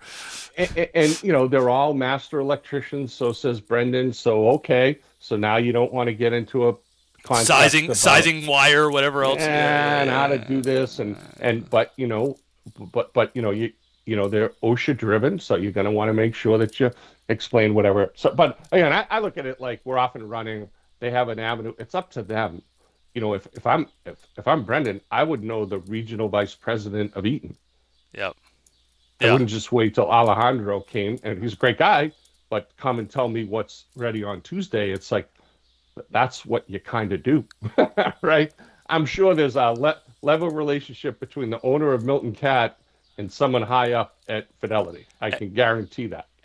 And I know just by what Ryan Cleverton of Turner says, there are people well above SOPCO that they interface with to get this thing back on the rails when they were having issues with pilot lights, whatever, all the little ticky-tack punchless items that they were not getting response from Alejandro. Just he's like, I can't get a response to SOPCO. Good luck with you guys. Like, okay, I don't want to hear that, but so you know. Yeah, and the services group, you know, they should establish a protocol for everything. Yeah. You know, how do you handle warranty items? Do you want to extended warranty? Do you want to? And I think Andrew Fernandez is that person. I don't know him. You know, Keith kind of gave me a mixed review. Like early on in his career as a young lad, he might have been a little bit of a snake. Yeah, he's an ex-military guy, ex-army guy. I think that he. I saw him once in action when he was Square D. They had some wastewater competency center, but they did a circus tour up to North Andover one day, and me and a bunch of basically clients sat there, and he was okay. I mean, granted, this is 15 years ago, but he had like his presentation. It was all like on index cards, almost like a Saturday Night Live sketch. You know, the politician that just reads whatever's there. But I'm like, he's a good kid. He just needs his communication skills at the time was. I'm sure mine was lacking at that point in my career too, but definitely needed to be tweaked. But I'm sure he's long past that now. So. Yeah, and you know, Keith says today, you know, he'll be a good asset or whatever. So again, what I've told him before is it's up to you to make this come to life. In other words, we gave you the introduction. Yep. And we'll help you get the order. Sure. Yeah. And we'll help you with the planning, and we'll help you, but way from a distance. In other words, it's not going to be like we're going to review your training materials before you submit it. Yeah, right. Or your rehearsal process. Right. Where's it coming from? And so he got that. He goes, no, I'm grateful for this. That I have to get into these accounts. I said, yeah, there's a good account to get into. Yeah, certainly. Not going anywhere. I can tell you that much. No, but you got to perform because it could be a quick exit. And they don't know. They don't know. They don't. Brendan's always saying, well, we want to know when to call the contractor in. I'm like, contractor is not going to help you in an operational situation. They might help you if something burns up or. Doherty's taking the model from the airport, where it's like certain medium voltage switching weren't comfortable doing, or their E&U guys weren't available, or whatever. So McDonald or Sully Mack, whoever's willing to put on the suit and do the dangerous work, it was in their scope. It would migrate to them, which is fine, but that's not what they have here. That's not what they have there, and they do all the troubleshooting at the airport, right? They don't. Right. Exactly. They weren't reluctant to understand how the system would operate or whatever. And these guys will learn it over time. So again, I'm encouraged to think we're at least heading in the right direction, and we don't own it. Yeah, that's the beauty of it all. It's like a little bit of money to bird dog it, but ultimately this is someone else's plate from a technical standpoint, which is fine because you and I do not have, or anyone else in our company have time to because I know Brendan, great guy, but I could see him being a challenging, needy client at the end of the day, just based on my interaction with him. Yeah, and he's got that like he spent enough time at senior management levels. He's got all those classic throwaway lines. If something doesn't go well, he'd say, "Oh, what I would have expected more." Yeah. That's a post-mortem. Yeah. Yeah, no, it's funny you say that because he definitely pulls those little zingers out a lot of times on the calls. Like, I'm like, oh, that's interesting wording. But you're right, that's executive speak, right? Yeah, because it sounds like you're on top of it, but you're not saying anything. Right. Yeah, that's right. Right. Anyone could say that. The custodian could say that. I would have expected more. And then he even said, like, at a high level, here's what I want. So then I do the conversion to what's actually going to happen in my view. And then he says, that's great. Yeah, But, exactly. you know, and again, fairness to him, if you're not on, if he did it by himself, he wouldn't even know what to ask. Yep. And, you know, that's what we're here for. Good. You know, that's the, good. the connections. All right. So if I were to find, can you do me a favor? Send me the link to the location of where that PowerPoint is. Yep. And, the and electronic version of that, of what we printed. Correct. Yep. Correct. Yeah. And then again, it's got all the, it'll help them, because if they're looking at just bills of materials, no, that doesn't tell the story at all. And no. You know, I guess we owe it to them. Yeah, even if you have the factory drawings for the gear, it doesn't have the microgrid stuff, or it does, but just like inadvertently rolled in there. It's not like an official drawing package, you know. Yeah, exactly right. And then they're going to have to agree on, you know, internally what's out there, and that's internal between sales and project management and service. You know, that's the what is it? They did a study years ago in corporate tension, and they one of the things that came out, one of the truisms that came out was that salespeople were more likely to punch someone in service because they believe service affected them from getting the future sale. Right. Yes. On the next job. But then the second truism was that service believed that sales had no concept of what they were doing, so they didn't really care. Yeah, I definitely see flavors of all of that and some. Yeah. So they had this match line between what is the communications back and forth, and they actually role played it. And service would be like, I don't need to know any of that. I know what I'm doing. I work for this company. Warren, and then the sales guys would be like, it doesn't matter what to tell them. They'll just screw it up anyway. Fix it. And so what I said was, that could be the definition of this project, or you do it differently. Right. And you go over, and of course, question I'd ask is, hey, if you still have training that you're going to train on, what are you going to do? Right. And I said, and I told them, I didn't remind them, the last training they thought they were going to get, Bob and I were there that day, and they got a field trip. No manuals, no drawings. I don't even know what I'm here to train you on. Here's this, here's that. It's gray, it's big. Have a nice day. And I said, so the second one, I'm assuming it'll have more meat on it, but you might tell them, look, don't go so far because we're coming right after you with all the real deal stuff. So I said, that'll be a test of communications. Yep. Right. And then, of course, they were like, you know, Andrew's like, well, did they hire you to do the training? Which is an odd question. I know what he's saying. Did they get a purchase order for that? No, that's what you're doing. But they must have some local close out of a job. They sell a lot of equipment. Yeah, that's what it was. It was spec driven. It was basically, even we had, that's what it's like, this doesn't make any sense. Like, what are we talking about? The power system? Anyways, yeah, exactly. It's spec driven. Yeah. So, and then I just asked Brendan to tell John that if that event happens, don't blow a sprocket because there's others coming. So you got to manage your group too. Yep. You know, and he was like, he smiled. He's like, yeah. Because it's always interesting. You know, it's like, there you go. Well, okay. Call it what you will. All right, that would be great. Massport goes out today. Great. And I think there was one other. And I think I what did I send else? Fidelity went out. I think it's the other one that went out. The commissioning. You know, the 20110. Yes, -2. Yeah, gotcha. Okay, so good, because I cleaned up that. So there should have been some good billables there too. Maybe a couple thousand, 4 or 5. I think it was. I can look. Yeah. Was it 8,000 total? Maybe. Yeah. I think it was 8,000 total. Good. So we have 10,000 left. Gotcha. Okay. Yeah. I just did. It's funny you say that because I did some math just the other day, and I saw as a 522 we had 11,308 left when I figured everything in. And that's like 46 hours of my time in straight pay, which seems reasonable. Yeah, and he's convinced it's going to be done by the end of June, but he also is a realist. So I think for their budget people, they want to do it $10,000 at a time. Fine. Doesn't matter to us. Fine. Just keep adding to it. We don't really care. I know what value we're bringing to the project. I sent something today on they're questioning, oh, what do the settings need to be in the Schweitzer? It's like, all right, let me dig into this. So I forget even writing this. A year ago, we had an RFI in the Ike. Here are the current settings. Here's what we're proposing. Here are what these values should be. They may need to be changed on site based on what we find. And I'm like, so I just resent that email, that RFI out. Like, by the way, this has already been discussed. Glad to see this. Have a nice day. So. Yeah, perfect. And I don't, Bob, I really want you to make sure it has nothing to do with value. It just has to do with this project is way more expensive. And at the highest level, it's all ego.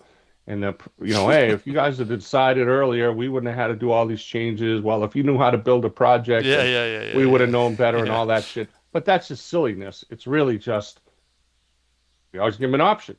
If you don't want us to continue, let us know. That's fine. Yeah. And they couldn't do that in a million years because they can't. We used to talk about this before. You can't go back and say, well, it didn't work, but I saved you $2.58 after spending $200 million or whatever that. Right. You're better off spending it and then saying, yeah, but it works, right? So,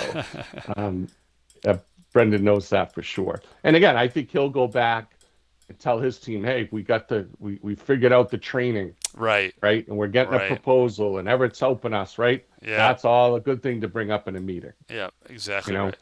What's not good to bring up is, well, we're not done with the commissioning, but those guys ran out of their fee that was totally made up. Didn't have any basis for it. But we decided we're not going to, for 10 more grand, we're putting our foot down. We've had enough. It's not going to happen. Yeah, not in a million years. Unlikely. How's that? Very Even if you think it, your psyche would tell you those words should never come out of your mouth because you've seen other people that's come out of their mouth. And they don't work here, so there's self-preservation just when it gets to the tip of the tongue. Right. The most apt, the most capable executives have that filter that's hardwired in at this point, I would say. And they know the answer to how they're going to react before whatever the circumstance is. Right. I would have expected more. Yes. Can we accelerate the schedule? What other resources do we need to bring to bear on this? Yeah. Oh my goodness, Ed, you got him down. Man, I used to sit with business leaders from all over the world at ABB, and no matter what the language was, there were two things that were true. One of them was everyone had the bullshit lines that would continue the conversation non-confrontationally and make it sound like we had everything handled, even though some things we had no idea what we were doing. Yeah. And the other one is, in any language, sarcasm is still the dominant interactive language. Yes, absolutely. Once you spend enough time with someone, I mean, it's not it starts off that way. Right off the get-go, yeah. After a few dinners and after a few, tend to spend a lot of time together like we did. Although it's interesting, the guy I worked for, his name was Sanjeev Sharma.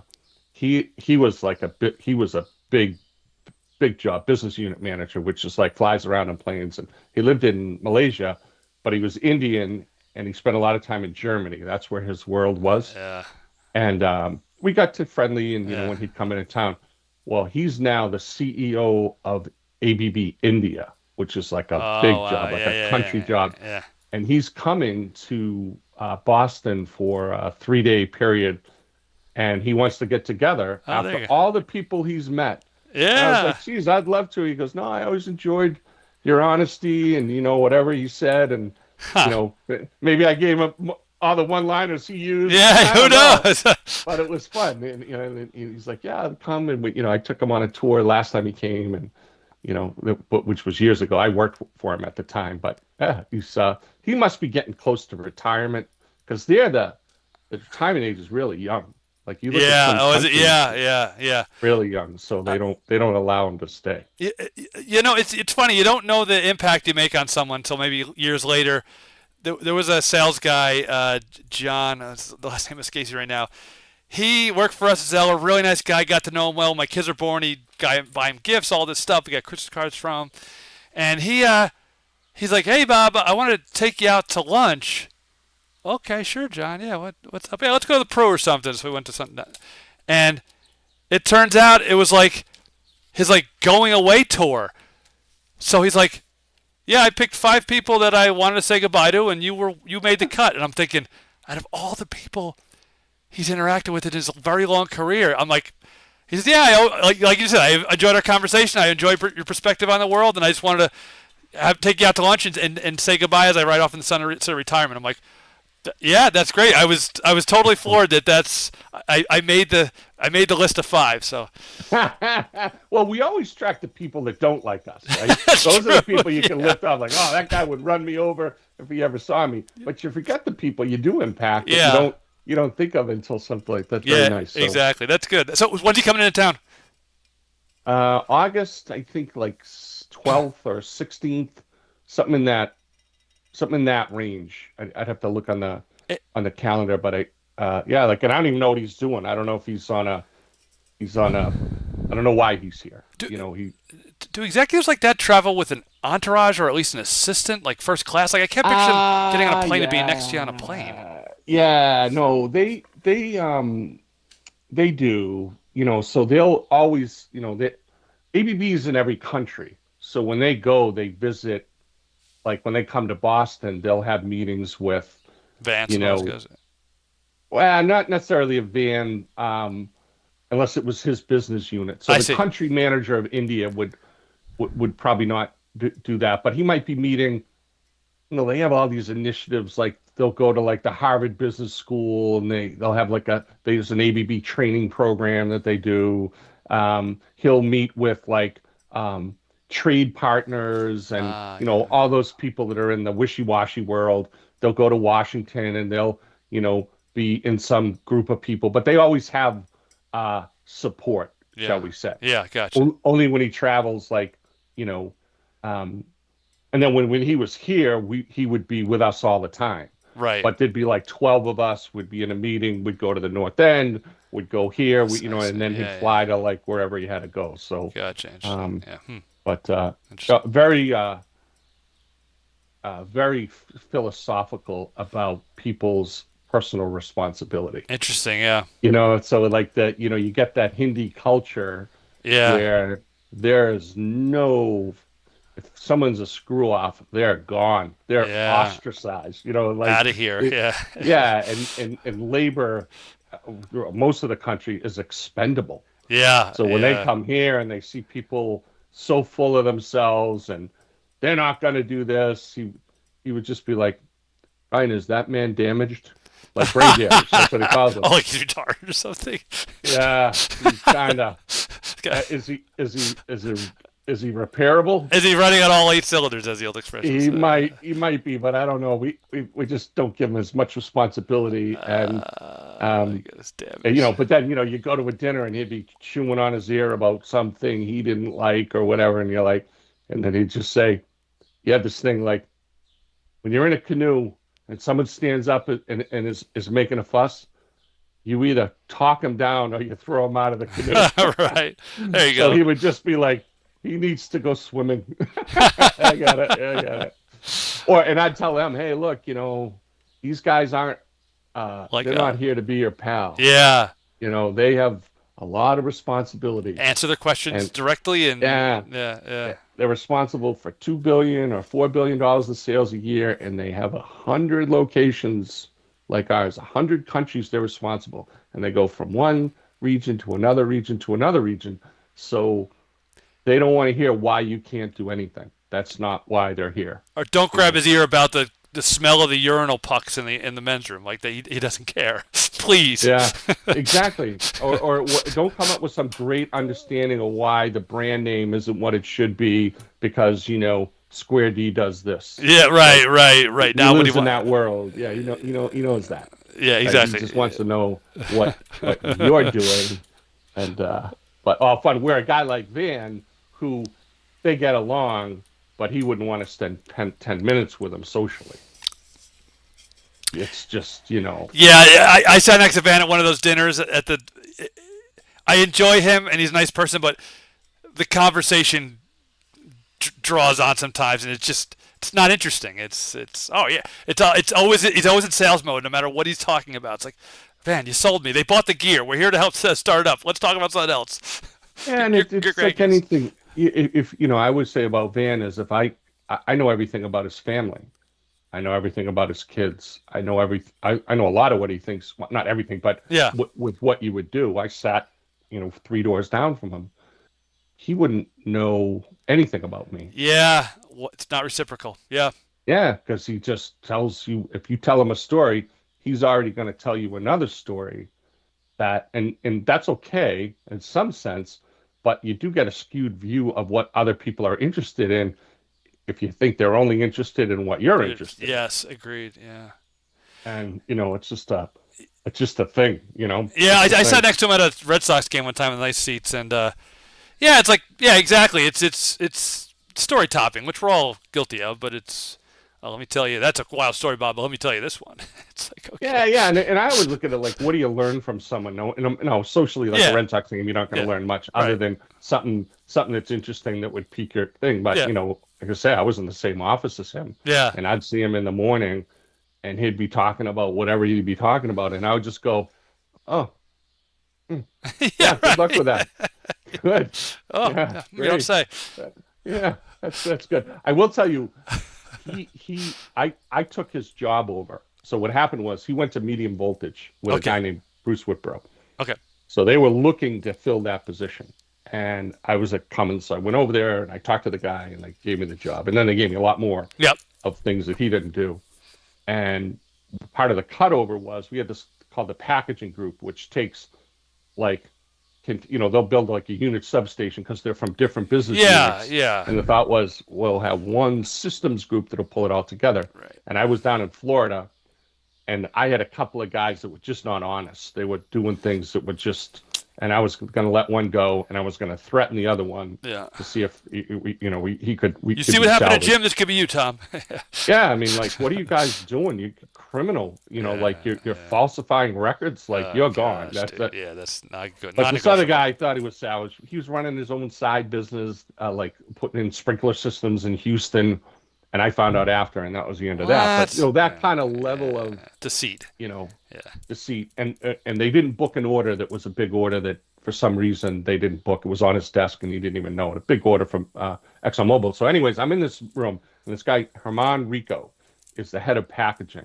And he's like a Venezuelan guy. He was good at import-export. Yep. Kind of a scumball, and he ended up getting canned. He was a total phony. But you got a lot of phonies that could dress nice. Yeah, talk the walk, walk the walk. And he had, unique because he spoke bamboozlers, 4 languages. Well, each one of them is full of it. So I don't care what language. So, anyways, we're in this big meeting, and I said, "Look, I'm here, and I know we have some issues, and I'd like to chip away the most urgent ones first because there are certain things that we just have to do." And he said, and everyone went around. The medium voltage guys were there, and Van was there. And all of a sudden, Herman just came after me. He's like, "Well, I'll tell you something. How can you sit there and represent this group?" And he just fucking laying into me. Now I'm taking it because I'm like, yeah, well, that's what I'm here for. I came down here. I've been here a week, and I'm here. So let's talk about specific. Well, I have a call with this guy and blah, blah, blah, blah, blah. Well, you get on that call. And I said, sure. Just tell me the status. Like, tell me what does he know? What does I know? And then he's just like, another guy, you'll be gone in a month, blah, blah, blah, blah. And Van stood up and blasted him. He's like, Herman, I'm sick of your shit. You talk to my friend like that, I'll knock you out. I was like, holy cow. Wow, man. And Bruce Whitbrow was the head. Yeah. He was the head of the thing. And he kept saying, and I know Bruce thinks the same way. So Bruce says, Herman, if you ever talk about what I think when I'm in the room, you could just go home. Yeah. That'll be the end of your illustrious career. So I'm like, holy crap, like, what is this? So then I just said, well, I appreciate the frustration. I do. Yeah, there you go. Yeah. But boy, if we could just solve a couple of these problems today and a couple tomorrow, before you know it, we'll be out of the thing. So at the end of the day, Van definitely has a spine, and he definitely has a way about him. And for all that stuff, he knows that business. So and that's why he survived all that time. Right. And he's seen people come and go, and he's done his thing. It's just in the idle time, he doesn't use it wisely. Yeah. Yep. Yeah, yeah. Many times Keith was trying to. You could see like AB trying to get into the Boston market in this MGH job, which they landed the job, but man had these ideas of how they're going to grow the market. And Keith right away is like, no, you got to get a buy-in from EverSource. If they don't approve your gear, it doesn't matter. And he had all these like, we should get you guys in, and I saw you and Bob in action here, and we should get together with the factory and help us coordinate this and do the medium voltage. And Keith's just like, why? You're out of here in 3 years. Like, I don't see it. I just don't see it, Van. Yeah, and that's the beauty of Keith, because he would, Van was the district manager at Square D. Right. He was like the head of this. Right. Whatever, the East Coast up to, I don't know how far it went down, but he would say those things. Like Keith used to say, Vin used to always talk about new orders, and we're going to get this big job. He's like, I got to tell him 10 times, it already got sold to someone else. Right. Someone else bought it. Right. It's no longer a project. It's on the table. He'd put it in all his PowerPoint presentations. He'd say he'd expanded the market. And then he goes, at some point, I just said, I just got to let him have that. But again, it's he's a character. That's why I put him. He's honest. Yeah. So he's not gonna. The guy that hired him, Bruce Whitbrow, he got canned. He was falsifying records. He was like shipping a unit from the U.S. to Canada to book it as a U.S. sale, but it wasn't a sale. Oh, it's like transfer of goods across. Yeah, that's like the Enron stuff with the boats. Yeah. NEC Computers did that. Do you remember those? Yeah. Guys? Yeah. They got caught doing the same thing. They'd ship from overseas to put them in product in warehouses here, and counted them as sold. And the problem was they had to pay tax, and they were just like, "Oh no, it's an inventory." It's like it can't be sold in an inventory. That's on not the how same this thing. works. Yeah, and then they got What happened to NEC? Did they get bought up by Samsung or something? One of those guys, maybe? I think so. And that was one of the original ones that I remember. Like, whoa, business isn't like there's a lot of snakes. I don't exactly where I was, but it was in the 80s. Yeah. So I was like, whoa, that who the hell would do that? But so what are they called it this morning with Ryan Cleverton and Turner? They're sending him to some corporate training in Colorado this coming week. You got to drop your cell phone off. You're in a cabin, one of those stupid things. And so we're all talking. He's like, I don't know what to expect. And there wasn't many of us left on the call, and I'm like, you guys ever see the smartest guys in the room, the Enron, where all those dorks go on the bike, the motorcycle, motocross thing, and 2 days later the company implodes? He's like, I'm not saying that's Turner, but maybe that's what you're doing. He's like, boy, I hope not. Look at these dweebs. Make sure all the wheels on your chair work so when you roll your shit out to the curb. Oh my goodness. Oh my gosh. All right, Bob. Well, as always, a pleasure. Yes. Same here. I'm gonna be in the office on Monday, and I'll be out. Okay. I'm going fishing on Tuesday. Yeah, I saw you that time off. That's afternoon. good. Yeah, good. That'll be good. Yeah. We're gonna go to Western Mass, and I screwed up. I didn't take a vacation I haven't been off since last August. I took some days at Christmas, but I usually go away in the winter, but I didn't, and my wife didn't. So now we're kind of feeling it, but we're going to make up for that. We're going to make up for lost time. NEC is still in existence. They're a Japanese company. I didn't even realize that. So still. Yeah, and maybe it was their U.S. division. Yeah. There was like a big. Because the Japanese don't really get into those things like we do, right? They don't, but when they do, they immediately resign. Right. Some people kill themselves. Yeah, they do. Yeah. It's like a crazy. They dishonored their family name or whatever. Yeah. Back to the 10 generations. So but yeah, well, Enron is the classic people that were so corrupt. The greed scale. There's like this weird thing where people get we all have self-interest. Yeah, sure, self-interest. Yeah. And then it just goes like a exponential. hockey stick. Yeah. Oh my God! And then it gets to the point where billions aren't enough. I think a lot of these nerdy guys, like no women ever really pay attention. They get a nice $200,000 Maserati, and then the hookers and the drugs, and their appetite for wealth just explodes, right? And then they believe that it was them. Yeah, right. And it was like, hey, and I did all this, and I've been working hard. I deserve billions, and the way to do it. Yeah, that guy Schilling? Ken Lay? No, Ken Lay. It was Dave Schilling. Skilling. Oh, Skilling sounds Henley right. was like the chairman, and the other guy was the CEO. Yeah, he was like a total, nerd, dweeb. Yeah. And then again they got him new teeth and a new hairdo and $2,000 suits, and before you know it, he's like Jeffrey Skilling. I'm looking it up. Jeffrey Yeah, I'm Skilling. looking up. Wikipedia help me with that. Yeah. Oh, I should watch it again. That's a great little. It's good and bad to watch. I mean, it's just amazing. We had friends that worked for, who was the accounting firm that got swept up with that? Arthur Anderson. Yeah, I mean, one of the big 6 or big 7, they're gone. Don't even exist anymore. There was a lady that you had to do a buy-in to become a partner at Arthur Anderson. She spent over $1 million, borrowed the money a month later. Oh my goodness! Now she sued, and I Yeah. think she recovered. Yeah. Because there were a lot of lawsuits. But Sarbanes-Oxley, that whole thing about CEOs signing Yeah. returns and all that all came out of them, and they actually used one of the same laws that they used on Enron for Donald Trump.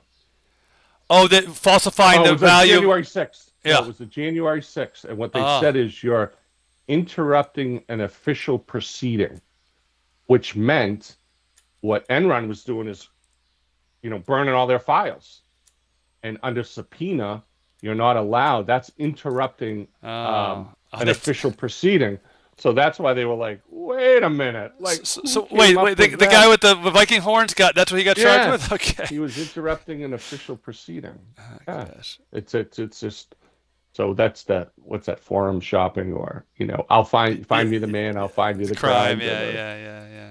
But yeah, that was all out of Enron. When I was at Boston Edison, I had to go to a series of meetings with the DPU. Yep. And they were the utility regulating body. And I was there with our operations guy.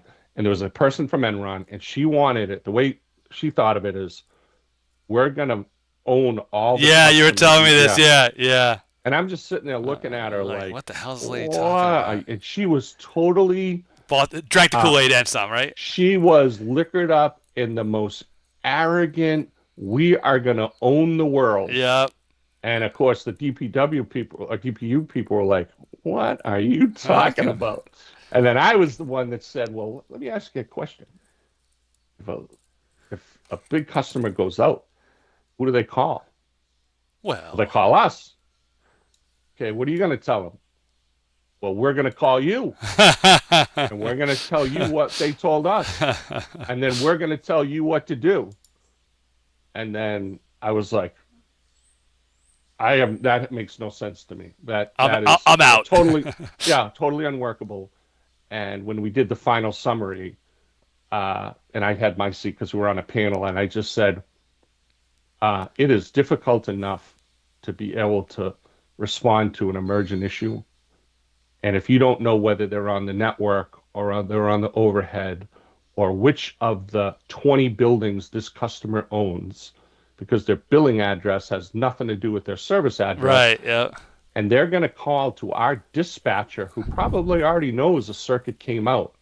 And they're going to somehow take a call from a call center in Pluto to figure out what that person is talking about. That is the most unreliable system I could ever think of. They were livid at me. They were like, I was walking out the thing, and then they're like, you just have you have a controlling mind or whatever. And I was just like, okay, nice talking to you. And 2 years later, baboo! The whole world imploded thanks to them. Exactly. Awful. Criminal. Yeah, it Not was. a punishment big enough for them. No. But the guy from, what was it, Tyco? Oh, yeah, Jeff. Kozlowski? Yeah, it was a Polish name, yeah. Similar thing with the... He was an accountant. Yeah. He was just, he ate donuts every day. He came in, and then he just got it in his mind that the best way to do it is to come up with this scheme. And then he had a $2 million Italian birthday for his wife. Oh, yeah, with the fountain and everything. That's the famous shot. With the fountain, $2 million. And he was like, well, but we're making so much money. I'm like, not really. Boy, that's a lot of steak on. That's a lot of steak on connectors. I'll tell you what, friend. And in prison, after 10 years, he would still say, I still don't understand what I did wrong. I still don't understand why that wasn't okay. And it's like, and the interviewer just said, yeah, and that's the problem, because the rest of society knows exactly what the problem was. And he was like, well, yeah, I made an excess or whatever. You know, what was it, the $6,000 shower curtain? Yeah, yeah. you know, and They had a whole in his court. Yeah, a whole list of extravagant costs that the New York Post or someone ran with. Yeah. Yeah, they had this massive, like penthouse apartment in New York. Just when someone of the executive team was there, that's where they would stay. Yeah, don't let me interrupt you. No. It's the girls get home. Nora has boba tea. Their school's doing a fun thing tonight. Nora School's right by Tufts Medical Center. They've got a penthouse, like a top. It's really nice. Like it's outdoors, but it's fenced in, so you can't. And they're going to do a movie up there tonight, so the girls are really excited. Oh, nice. Yeah, it's really Very the view. cool. The view up there is awesome. You're about 10 stories up, so it's pretty. Yeah. Excellent. Good stuff. Excellent. Good stuff. So anyways, we here at Everett Engineers don't break any rules. That's right. There's no accounting rules that we take a. Good. I'm glad to hear that, Brian. I'm glad to hear that. Yeah, there'd never be someone showing up at the door with the FBI. No, right. Good. I'm glad to hear that. I'm glad to hear that. Glad to hear that. All right, my friend. Have a nice weekend. All right, Bob. We'll have a great weekend. We'll talk to you Monday, I'm sure. Excellent. See ya. Bye. Bye. Hi, girls.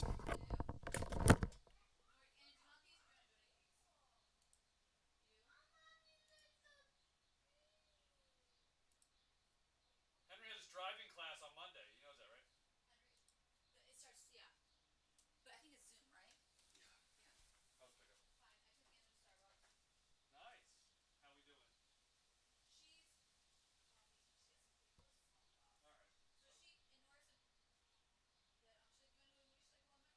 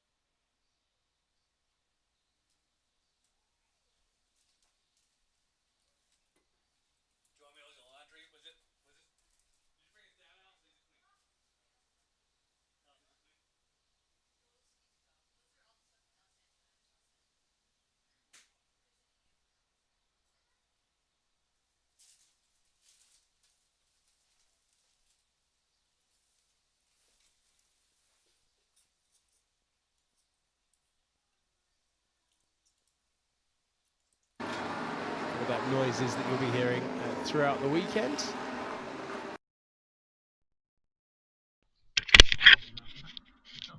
Squawk is at this circuit. The squawk is the pit lane alarm as the Japanese driver is back in his team's garage down there. The flurry of activity will begin. P7 for him.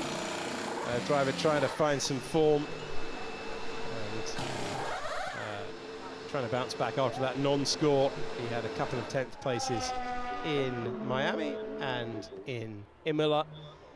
So trying to turn the page on Monaco, as many drivers are. Realistically, if you didn't have a good Saturday, you were struggling come Sunday. As we check in with Gabriel Bortoleto, reigning Formula 2 champion, man searching for his first Grand Prix point scoring finish this weekend.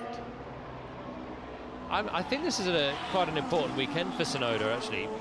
He's had a bit of a grace period moving over to Red Bull, having had that decent start at Racing Bulls and the Lawson fallout, the early swap and a lack of pre-season testing. Obviously it's a difficult situation for him to move over. There's been a run of circuits on the calendar as well that are pretty tricky, including Miami, Monaco, Jeddah, and they're punishing.